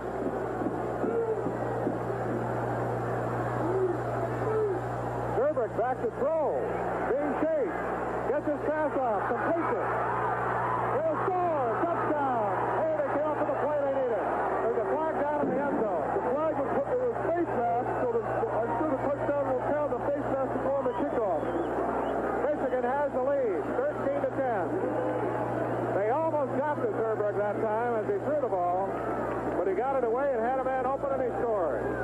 That time I think Kurt Duvere rushed the quarterback and he left Perryman wide open. I don't know if it was him, but Perryman was wide open in the flat. Again, the weak side, as he rolls out, you'll see Perryman come across the screen. There's a tight end going down. Perryman's all alone downfield, and he just busts his way into the end zone, breaks a couple of tackles. You'll see the face mask coming up right here. With Kyle Morrell grabs it right there, and that's the penalty. So it is now 13 for Michigan, 10 for Brigham Young. And Michigan will try the extra point. Bob Bergeron to kick it. This is a big extra point for Michigan to put them up more than a field goal. Boy, a game of so many what might have been. It's like Steve said, the snap is high, but he gets the kick up there and it's good. So many opportunities for BYU that they missed. So many times in the situation that we'll get back to that. 19 seconds left to go in the third quarter. It's Michigan 14, Brigham Young 10. Brigham Young down 14-7 now. First time they've trailed in this game. As Michigan has just put together a good drive after blocking a field goal attempt for BYU. The Cougars have only one long scoring drive in this game. One scoring drive. Remember, they missed that opportunity of scoring 2 when they had first and goal on the 5. But the key story today, Steve, would have to be the injury to Robbie Bosco. Well, I think so. But then I'm not sure as much, Jay, as it might seem. I think he is healthy enough to get out there and play well and get the passes out. You got to give credit to the Michigan defense so far. And I'm really impressed with their poise. You know, you think this beats the #1 team in the nation right now. They'd be jumping all over the field, but they're keeping their poise, and that's Bo Shenbucker's way of doing things, I'm sure. Here's Schlafly kicking off. It's fumbled by Sikahema. Boy, just when you think everything that could go wrong is going wrong, now BYU fumbles a kickoff, and rather than having fair field position on a short kickoff, they'll be deep in their own territory. I'll tell you, when it rains, it pours. Right now, the momentum is really switching. It's up to Robbie Bosco to be the leader, to come in, to calm down his troops, to go down and have a long scoring drive. 96 yards. They've done it before in big games, and it's up to him to go in and take control of the ball game and take the momentum away from Michigan. Bosco hobbles into the game. BYU will take over first and 10 on their own 4-yard line, trailing now by a score of 14-10 with 15 seconds left to play in the third quarter. Go ahead, Jay.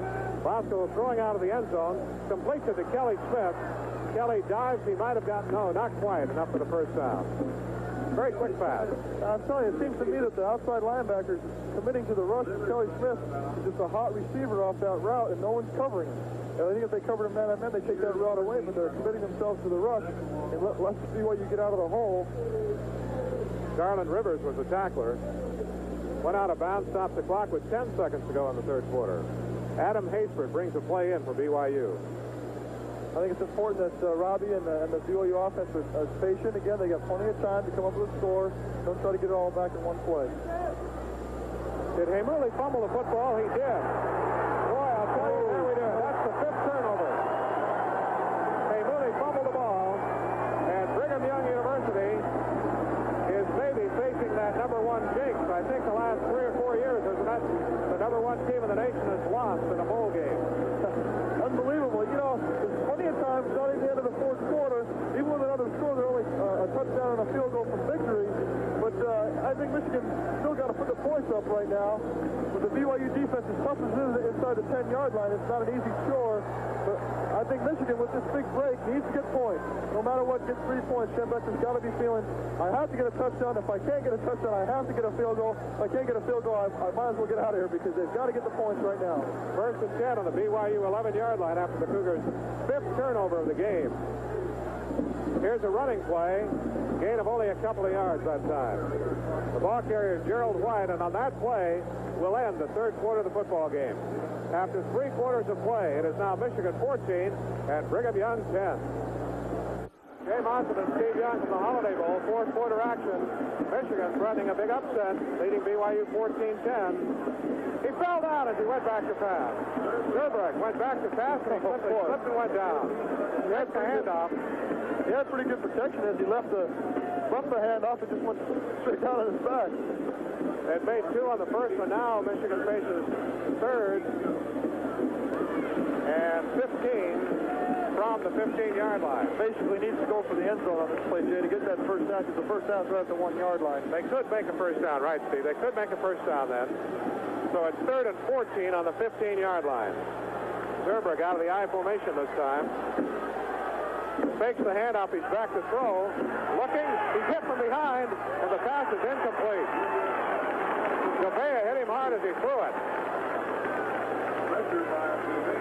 And so it's an incomplete forward pass. And here comes the field goal unit. Great coverage by the BYU secondary to give Zurbrek got plenty of time to let the ball go, but everyone was covered. And in fact, when he threw that football, his tight end was open in the corner. It was double covered. He really wasn't open. I think he might be glad that he got his arm hit. Had a reporter from, I forget who it was, mentioned or talked to me, Steve. He said everybody's talked about what happens if BYU wins or loses, and as far as national ranking, said, well, what would happen if it's a tie? Well, right now, if they make this, it's a touchdown difference, and the kick is good. So Bob Bergeron kicks the field goal, but the BYU defense dodges the touchdown bullet. And that's important. I think that's only down a touchdown. Actually, a touchdown could win it with a 2-point conversion. That's true. Okay, with 14-14 to play in the football game, it's now Michigan 17, Brigham Young 10.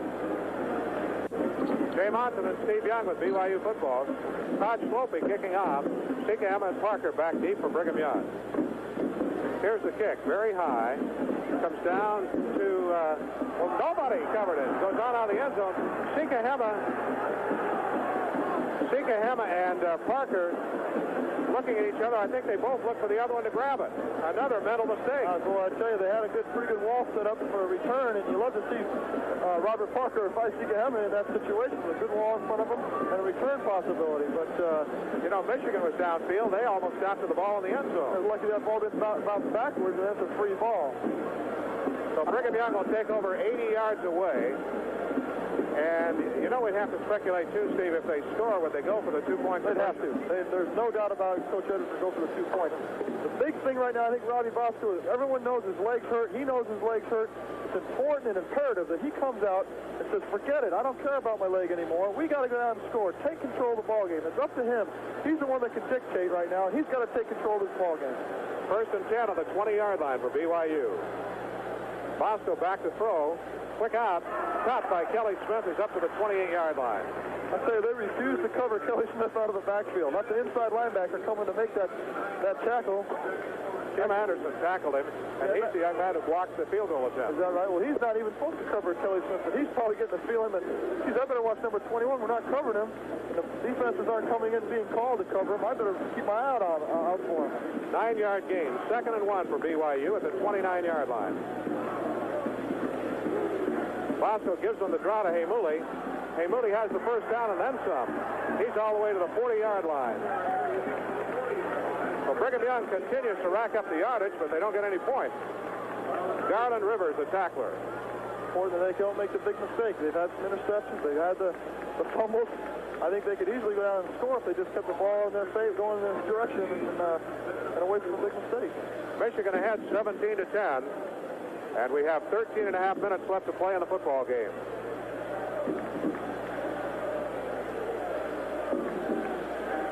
Bosco back to pass on first down. Here's the pass, caught again by Kelly Smith. He's out of bounds. Got a flag down. Catch. Yeah, there's a flag down. The catch at the 48-yard line.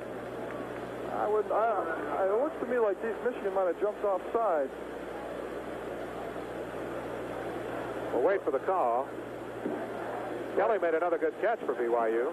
Yeah, they just refused to cover him. Now this is an illegal procedure penalty on BYU. Andy Moeller covering on the play. An interesting point here might be, the referees, all the referees are from the Southwest Conference. BYU runs so many offensive sets that sometimes a head linesman could be looking at the offensive set and think you see so many, he's not sure if it's legal or not legal, and probably throws a flag every once in a while to keep an eye on it. Because I'm not sure they see that many offensive sets in the Southwest Conference compared to the variety they see at BYU. And they called an illegal formation that time, Steve. 1st and 15 for Brigham Young on the Cougars' 36-yard line. So they're 64 yards away from either tying or regaining the lead. Bosco back to pass. Pretty good protection there. It's completed to Mills, who's tight end, to the 45 to the 48-yard line. Good grab by Dave Mills. And he kept his forward movement once he caught it. He got extra about 5 yards as he got hit. He just bounced off and kept moving forward. Rodney Lyles, the tackler. The Cougars then face 2nd down and about 3, maybe 4. They're up to midfield. 48-yard line. 2nd down, 3 or 4 yards to go for the first down. Really a free down for BYU with 2nd and short. Bosco will pass. Now they tackle him this time. He tried to slip out of the pocket, couldn't. They got him back at the 45-yard line. Here they ran a play again. It was just on a quick out to Kelly Smith. This time they decided to cover Kelly, and Robbie had nowhere to go. And they converged on him. And it looked like they might have let that ball go free. We'll see the replay here. They converge on him.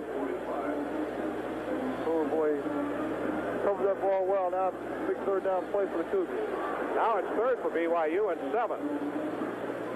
The Cougars with 5 or 6 turnovers in the game. And Michigan does not have any. Bosco to pass on 3rd down. Here's his pass. It's complete to Adam Hastings. Adams to the Michigan 35-yard line. Ivan Hicks tackled him. And they hadn't gotten to the wide receivers in the game very much. But this time Adam made a good catch. Well, across the middle, it was open. The linebackers came on a blitz. BYU's offensive line gave Robbie time. And whenever that happens, there's no linebacker just wide open. All you have to do is pump it up to Adam and cover it. 1st and 10, BYU on the Michigan 35-yard line. 11:42 to play in the game. Michigan 17, Brigham Young 10.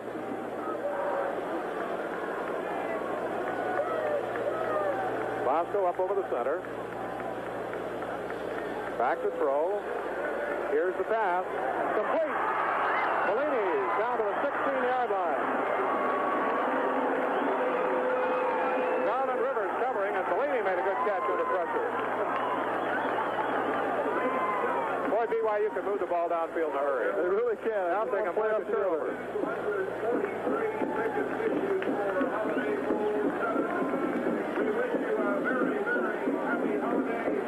Cougars for the first down on the Michigan 16-yard line. We could play this game over, Steve. Would sure like to go back to the first quarter when BYU had first and goal on the 5. No doubt about it. If they quit making mistakes, I'm sure they're headed for the end zone. And they didn't score that time. Bosco to pass, dropping way back. Here's the pass down the sideline, caught by Mills. Mills is knocked out of bounds inside the 10. So the Cougars knocking on the scoring door. At this point of the game, Steve, with this much time to go, they may just go for the tying score if they get a touchdown. What do you think? That would be an interesting point. I think Coach Edwards might have to think about that with the amount of time that's left in the ball game. Scarcelli, the tackler on Mills. Second down and 2 for the first down, 7 for the touchdown for Brigham Young.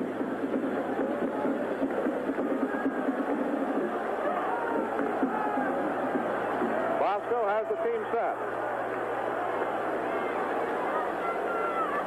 He's back to throw again. Case looks, throws for the end zone. Touchdown! A tremendous buzzer shot by Gonzalski. What a great crowd. Boy, what a grab. Actually, Robbie threw it up for grabs, and Cousins just went up higher than everybody else. Came down with a football. He out-muscled everybody. They have Lee Johnson in, so right now they'll figure that there's plenty of time to score again. There's the first touchdown pass of the game for BYU and extends the streak. I think it's 39 straight games. Look at that. That's unbelievable. It's just a flutter ball. Up for grabs. Really Cobbs got interfered with. Still came down with a football. Lee Johnson ties the score. With 10 minutes and 51 seconds to play, BYU has just scored on one of their fastest drives. They move down the field in a hurry. Brigham Young has tied the score 17-17.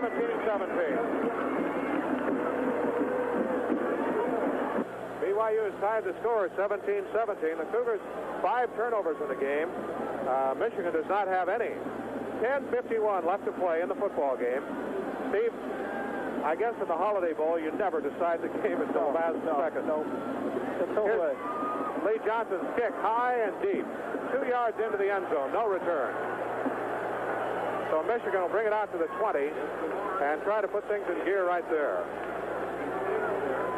Cougars are dominating the game in yardage. What is it? They have 295 yards passing to 77 for Michigan. Look at that touchdown pass. Look at that pass flutter. Cousins is the one that shoots it down. I'll tell you, that is a great catch, and he was interfered with also. Cougars have 117 yards rushing to 83 for Michigan. So they're dominating the game statistically. No doubt about it. And now it's Zerberg's time as a quarterback to take control of the game himself. First and 10 Michigan from their own 20-yard line. Remember, BYU had fumbled, gave up only the field goal, too. So that was a big situation for BYU. Here's a delayed handoff to the tailback. Thrown for a loss this time. Leon White made the tackle, and he made it right in front of his dad. He's down on the sidelines in a stretcher of sorts. He's very ill and here to watch his son play. That's not the first down play that I'm sure Bo Schembecker was looking for. He needs the yardage on first down, not a loss. Second and 11 for Michigan on their own 19-yard line. Looking at the BYU offensive line, Wong and Garrick there. Score tied, 17-17. What's the come of the blitz? He still has the ball. Here's his pass, and it's incomplete. Intended downfield for Eric Caddis, but he let him too far. Maybe the momentum will shift, Steve.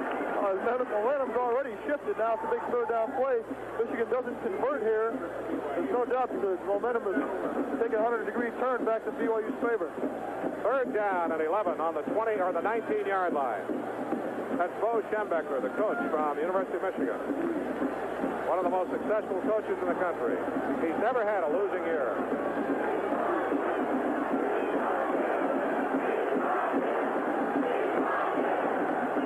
Zerbrugge takes the handoff, has the football, looking to pass. They chase him. There's a flag down. They sack him on the 10. There's also a flag down. It might be holding. It's right there and holding. Zerbrugge is sacked back on the 10-yard line. It is holding on Michigan. Brad Smith that time. So BYU has the momentum right now. Michigan will face 4th down and 20. There's a replay now. Zurbrugg is very, doesn't show a lot of speed here. 4th down and 20 on the 10-yard line. Mika Hammond back at midfield at the 45-yard line. The score tied 17-17 with 9:50 left to play. Punting is Monty Robbins from 5 yards into the end zone. Here's the snap. Cougars trying to set up a return. Mika retreats to the 40. Trying to go wide to the outside. There's a clip. Mika back to the 50-yard line, but BYU will be called to the clip. That'll be 15 more from that spot. That'll put it back by the 20-yard line. So that's not bad. Being down inside your 10 and put the football and get it back to the 20. That's good specialty team. That was an obvious clip. Everybody saw that one, I believe. We have 9.5 minutes left to play in the football game. The score is tied 17-17. There's the call against BYU. The flags are down at the 40-yard line. Actually, it's close to the 35-yard line. So you called it, Steve, right on the 20-yard line. That's where they'll start. Well, they had a 80-yard drive, the last drive. It was very efficient. They got done what they needed to. They had a couple big third down plays. Robbie took control. It's what he needs to do. Forget about the leg injury and go down there and make sure they score. 9.5 left in the football game. Brigham Young 17, Michigan 17. Jay Monson and Steve Young from the Holiday Bowl. The score tied 17-17. And BYU has the ball first and 10 on their own 20-yard line. Bosco at quarterback. 2 men wide to the right. Kozlowski and Bellini. Smith goes in motion to the left. Bosco gives it a handoff up the middle to Heimuli, and Heimuli works his way forward for about 5 yards. Mallory tackled him. Steve, a lot of ifs in this game, but if BYU goes on to score now, remember when Michigan recovered the ball on the 10-yard line and had to settle for a field goal. No doubt about it. Huh? So we're going to have 4 of those, and I think this game's going to come down to this is one of those classic drives, a game-winning drive. It could turn out to be a game winner. Everything that happens from now on will be remembered in people's minds for sometimes the rest of their lives. 2nd and 5 from the 26-yard line for BYU. 17-17 tie. That's Kozlowski in motion to the left. Bosco back to throw. Throws for Mills. He caught it. Great catch at the 42-yard line, right between 2 defenders. Hey, there were 2 guys right there to make the play. He got hit just as he got the ball. And that is a super catch in traffic, and that's what I'm talking about. Big plays. When it comes down to it, the guys who you want the football with make the big plays. Watch this one. Nice catch. First down, Brigham Young. On the Cougar 41-yard line. Bosco back to pass again. Fakes, throws, complete. No, Kozlowski fumbled it, and it's intercepted. Oh, what another turnaround. Holy smokes. Kozlowski had it and went right over his shoulder and was intercepted. Actually bounced right off the shoulder pads, right in the linebacker's hands. He was open for the reception. Scarcelli got it. So Michigan gets the ball on a big turnover. Well, I'll tell you, the momentum can shift so quickly in a big game like this. Now all of a sudden Michigan has the ball past midfield. Then you get another look at it. It's a little behind Cos. In his defense, that was behind him. He got a piece of it. You can't really blame him for it. That's a tough catch, almost an impossible one under the circumstances. 6th turnover of the game against the BYU team, and Michigan will have the ball first and 10 on the Cougar 45-yard line. There's another look at it. Well, that wasn't as much behind him as I thought it was. Cos had a shot at it. Then again, a tough catch and an alert play by the linebacker. Jim Scarcelli, that is. It looks like Scarcelli's down right now. He got flipped just as he got tackled and landed maybe on a bad knee. Well, we have 8:23 left to play in the football game. The score tied 17-17. And now the BYU defense has to do its job. That's the third interception of the game, along with 3 fumbles and a blocked field goal. Well, I tell you, it's tough to win ball games with 6 turnovers, especially in a big one. That tells you how much yardage they're doing, and the great job that the defense is BYU is doing, and allow 6 turnovers and still be in the ball game. A lot of reminiscent of the Georgia game a couple years ago, where we had a lot of turnovers. BYU had a lot of turnovers, but we're still in the ball game because of a great defensive effort. Cougars have 310 yards passing in the game, 30 of 43. Michigan is 6 of 12. And the Wolverines are on the BYU 45-yard line. They need 1, maybe 2 first downs to try a field goal. I'm sure Bo Schembechler is thinking touchdown like any great coach does. And I really am impressed with the boys of Michigan. They're playing the number 1 team great. You think they would be excited and overwhelmed by it, but I think they're just right in the ball game and know exactly where they're going. And no turnovers on the part of Michigan. Zurbrich ready. Long count. Here's the handoff. Right up the middle to his fullback, who's been a tough one today, and he got a good gain that time. Another misdirection play they've been successful with all day. Bob Perryman, the ball carrier. So they're down inside the 40-yard line. Another factor, Jay, to think about, along with wanting to score the touchdown here, I'm sure Bo Schembechler wants his offense to run as much time off the clock as possible. There's just under 8 minutes to go. He could easily get about a 6-minute drive together if they play their cards right, and the 2nd and 4 is exactly where Michigan wants to be. Second down, short yardage for the Wolverines. Handoff to the right side. May have the first down. That is Perryman again, the fullback. And he's inside the BYU 35-yard line. That's the first down. Marv Allen tackled him. 7:40 left in the football game. The score tied 17-17. Another sideline interview from Mislew. And as we mentioned, we're working with them. You don't hear those. Yeah, you know, it seems to me if Michigan go down and score, there'd be enough time for maybe another miracle. It just seems like it times out just about right, and we'll have to wait and see how it goes. First and 10 on the 33-yard line. Pitch back to the tailback, trying to get outside. Turns the corner, got a couple of yards, maybe 3. Flag down, and right in the area where there's holding again. And Michigan can't afford on first down to get big penalties. Prowls made the hit for BYU. That just isn't their offense. And I'll tell you, Bo Schembechler, I'm sure, is just going crazy if it is a holding call. Illegal crack. Illegal crackback block. Call on Michigan. I'm not sure if that's 15 or 10. They haven't turned the ball over a lot, Steve. In fact, they haven't any turnovers. There's the walk-off of the illegal block. Yeah, 15 yards.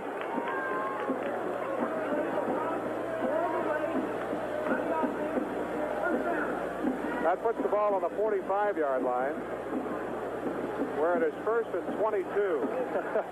Zurbrich has been, he's been about 50-50, whether he's come up with a big pass play or he's been sacked. They've got to throw the football. Maybe on first down they'll try to run a trap or something, but he's going to have to come through with a couple big completions. Zurbrich gives on a handoff to his tailback, and he is down to the 40-yard line. That's the late handoff to the tailback, Jamie Morris. Gaining some of the yardage, Marv Allen, the tackler for BYU. Second and 17 from the 40-yard line. I think there's no doubt that they're going to have to put the ball in the air this time. Cougars would sure like to force a turnover. That's about their turn. We talked about it in the first half. That a lot of things tend to even themselves out. The big turnover here would even out about 5 of those turnovers as far as Coach Edwards is concerned. 6:25 in the football game. Tied 17-all. Zurbrich back to pass. Looking. Swings it over to the left side. It's caught by Perryman, his fullback, and he's down to the 35-yard line. Where it'll be third down, and they're back to where they were on the original line of scrimmage. Now this time Zurbrich didn't hold on to the ball too long. He saw that their conversion on him. Kurt Vea was coming on him again, and he let the ball go and got some yardage out of it rather than holding on to it and getting sacked. Prowls and Burrell, the tacklers. So it is third down and 12 on the BYU 34-yard line. With still five, still not in field goal range, I don't think, Jay. They still need about 5 or 6 yards to get in there, depending on the strength of this Michigan kicker's leg. Big play in a football game. Zurbrich back to pass. The pressure's on. They stop him. All the way back to BYU territory. Kurt Vea. he touched it. Say, there was somebody in his way. It was a running back looking to pick up Kurt Juvea. He just shrugged him right off. Zerber didn't have a chance to even turn around. He's in his face. 5:12 to play. Well, I tell you. Now BYU continues to dodge bullets.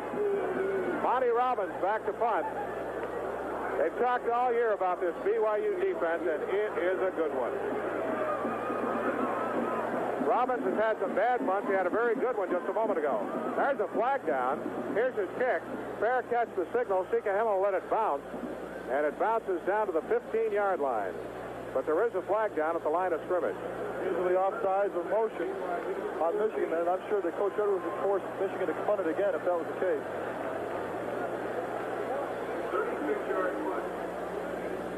BYU says the penalty is on Michigan. That is it.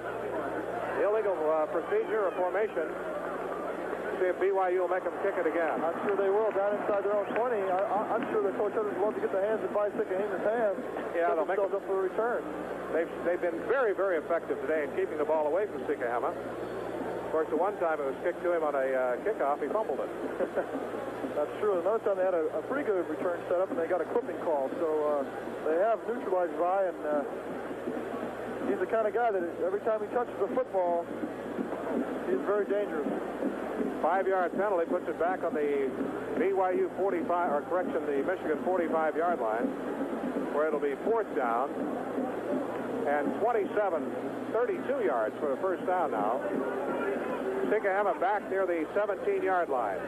As they're looking ahead to this next possession for BYU, with 4:42 left, to go 80 yards or however long they're going to need to go. This could be their last shot at it, depending on exactly what happens. Here's the punt. Sikahema waiting for it, signals fair catch, and makes the grab right around the 18-yard line. So it doesn't change things very much, but BYU does pick up about 4 or 5 yards. Well, Steve, you said this could come down to a game-winning drive, an exciting finish. BYU has a field goal kicker who can kick them 50 or 60 yards. Yes, no doubt about it. I think the distance is taken back a little bit by the thick air down here in San Diego in the nighttime. But yet again, you got to admit that Lee Johnson does have a strong leg, and if they get to the 40-yard line, BYU's 40, Michigan's 40-yard line, they should have a pretty good shot at a field goal. Now to avoid the turnover, which has really been a bugaboo for them today. 1st and 10, Brigham Young on their own 17-yard line. Score tied 17-all. Moscow to throw on 1st down. They chase him out of the pocket. They may catch him from behind. He goes down up around the 28-yard line. Robbie Bosco hobbling, running on one leg. I'll tell you, for a guy that has a bad leg, he's moving around pretty well, and he's doing just what needs to be done. So dropping back to feet. That close enough, they'll have to measure for the 1st down. Looks like they will, but they're dropping back. Plenty of guys in defensive secondary. He sidesteps to rush. There's no one within 10 yards, and all he has to do is he could hop on one leg, get the 1st down, I think.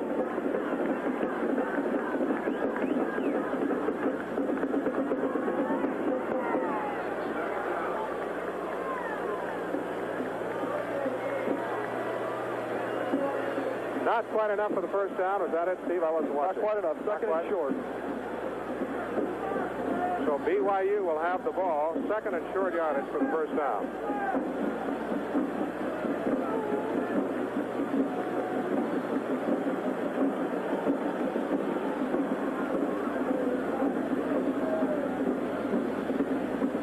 Running play, Hamuli busts his way forward for the 1st down for Brigham Young. 4:14 left to play. Andy Moeller tackled him. Get up near midfield. They can open things up a little bit more. I think so. Another two first downs. They're in field goal range, I believe. Haysbert brings in the play. 4:14 to play in this game. Tied 17-17. I'm sure Bo Schembechler's telling his defense, just one time for me all year. Just do it right now. Stop him one time. Sweep to the right side. Kelly Smith, the carrier. I don't know if he got back to the line of scrimmage. Not at all. It looked like Robbie wanted to go on a quick snap, and I'm not sure he even waited for his own guys to get set up. That play was... Garland Rivers stayed right with Kelly and tackled him. Seemed like that play was a little bit disorganized from the start. Bellini brings in the play for BYU. They gained 1 yard. 2nd and 9 on the 35-yard line for Brigham Young. Time, 3:34 left in this game now. BYU's had some storybook finishes in the Holiday Bowl. One of them last year when Steve Young right here caught a pass to win the game. Bosco hits Bellini at midfield. And there's a flag down. May have been a face mask. Bellini caught the ball at the 45-yard line of Michigan.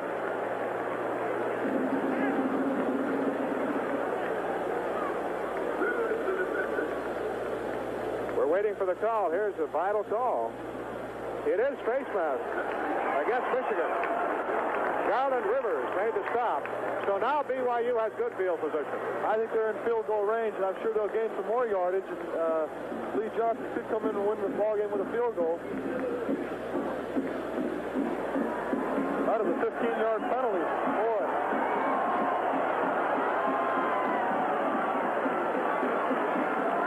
Bo Schembecker is clear out on the field right now, screaming at the officials over that call. I think he's upset that it was called a flagrant rather than a 5-yard penalty, which is an incidental face mask.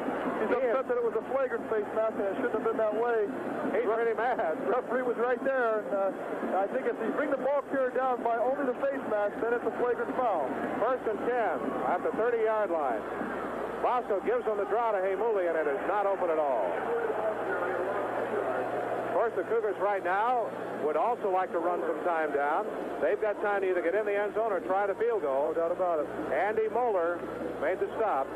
BYU lost a Holiday Bowl game to Indiana when they missed the field goal right at the end. Chip shot by Brent Johnson. Don't ever forget it, but we also won last year when Steve Young caught that pass to score. And then, of course, Jim McMahon's pass to Clay Brown won the game with Southern Methodist. Bosco with a lot of pressure, scrambling.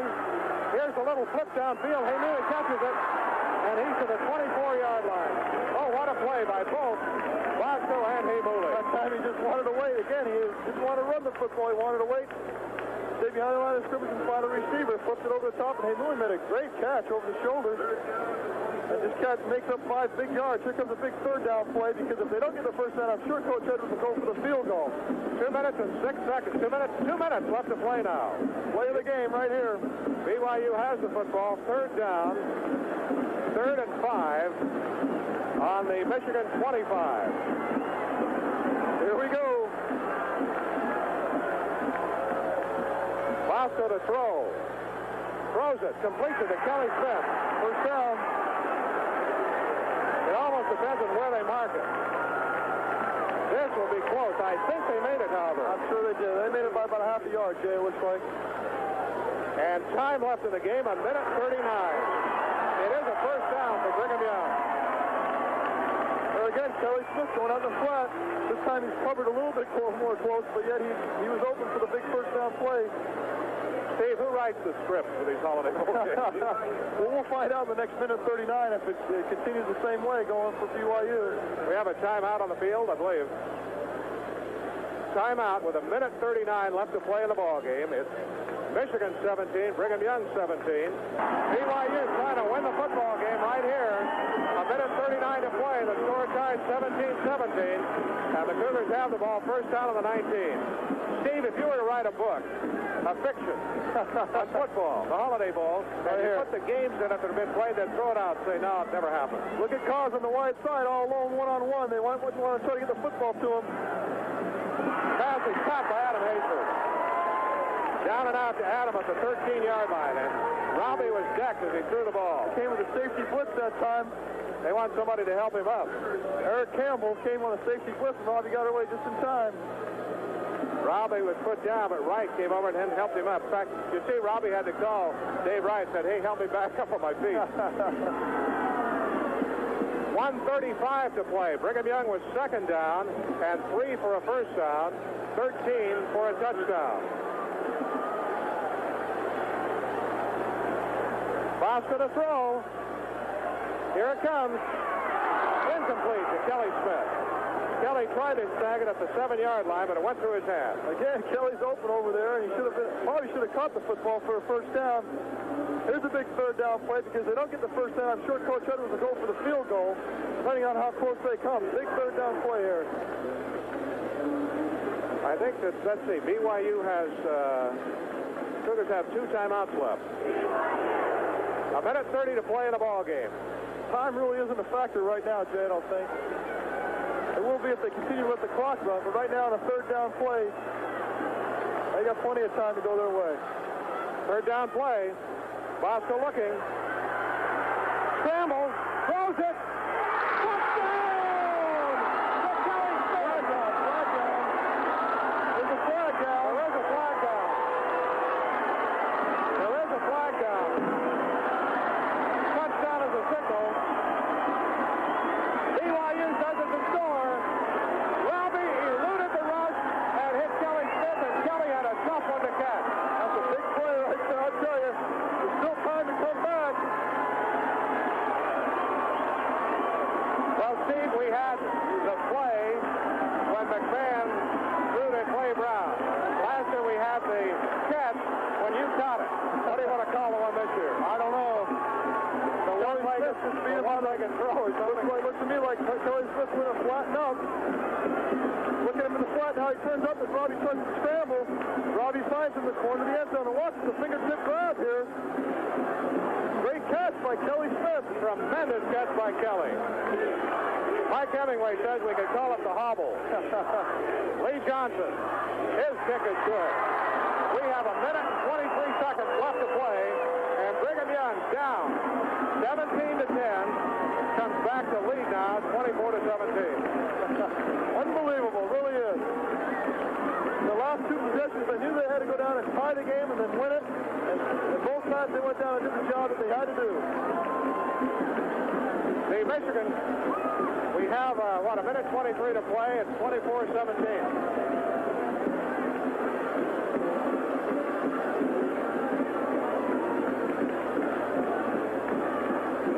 Look at Robbie Bosco. He's done it for him today. Michigan has 3 timeouts left. But you know, they are not the kind of team, as a rule, and what we've seen today, Steve, that can score without grinding it out. No doubt about it. Boy, what a comeback. It was BYU led 10 to 7. Then Michigan got a score, taking advantage of a Cougar turnover to go ahead 14 to 10. And they got the ball on a BYU fumble on the 10-yard line. And the Cougars forced them to go for a field goal, which they scored, and then BYU has come back to score twice. Amazing, it really is. And that was a 79-yard drive. That's 2 79 and 80-yard drives, 2 back-to-back. Things they couldn't do all the first 3 quarters, and then they did it all in the 4th quarter, which has been the mark of BYU in the last 4 or 5 years of the Holiday Bowl.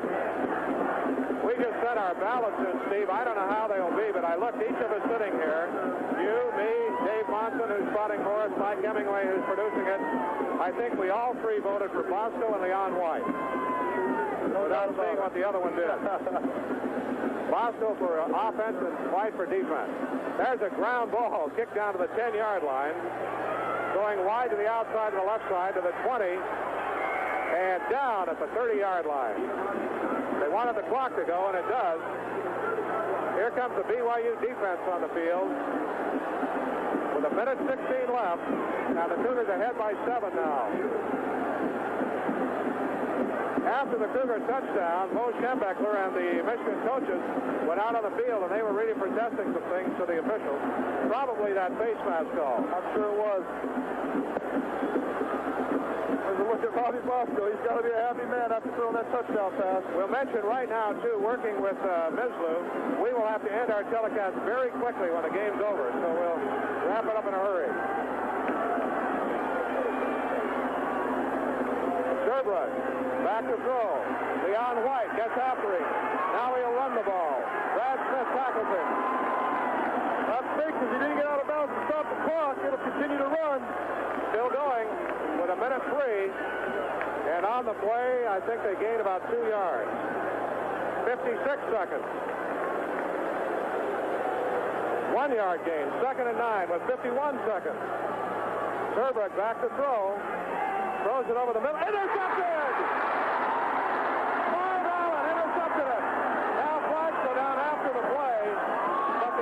Will stand. Marv Allen was right in the pass passing lane. And Brigham Young University, the only undefeated team in the nation, it looks like they have come from behind to beat Michigan. The Cougars are really happy. Personal foul on BYU. It was a block thrown after the interception. And we should say this, Steve, but it was a dandy. Boy, the play was over. There it is again. Marv Allen, what a play. Academic All-American. They just made a point on the TV. Marv Allen played the first Holiday Bowl. He's still around. Who is that? Marv Allen played against Navy before he went on a mission and redshirted. Well, they walk off a 15-yard penalty for BYU against BYU for the personal foul. 44 seconds left to play in a football game. Michigan still has 3 timeouts.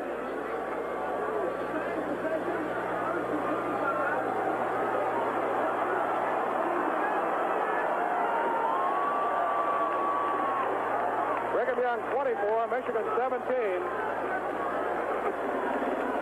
And if the Cougars win it, will they be the mythical national champions? Steve, I think they will. I think they will too. Bosco gives to Heimuli, protecting the football. He pulls his way forward, still on his feet. He's down close to the 40-yard line.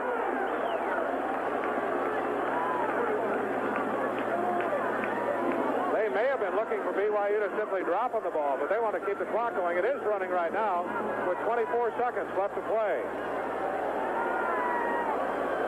Cougars have 2nd and 4. They're going to let the time run out.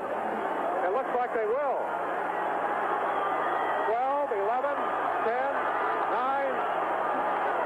Oh, boy. Brigham Young University has won the Holiday Bowl 24-17. And the Cougars are the only undefeated team in the nation. And I think they'll be number 1, Steve. 13-0. I can't believe that they would take it away from a hard-fought ball game. A lot of cynics will say, geez, I told you, 6 or 5 Michigan gives them a tough ball game to the end. Yet they came back from a lot of adversity.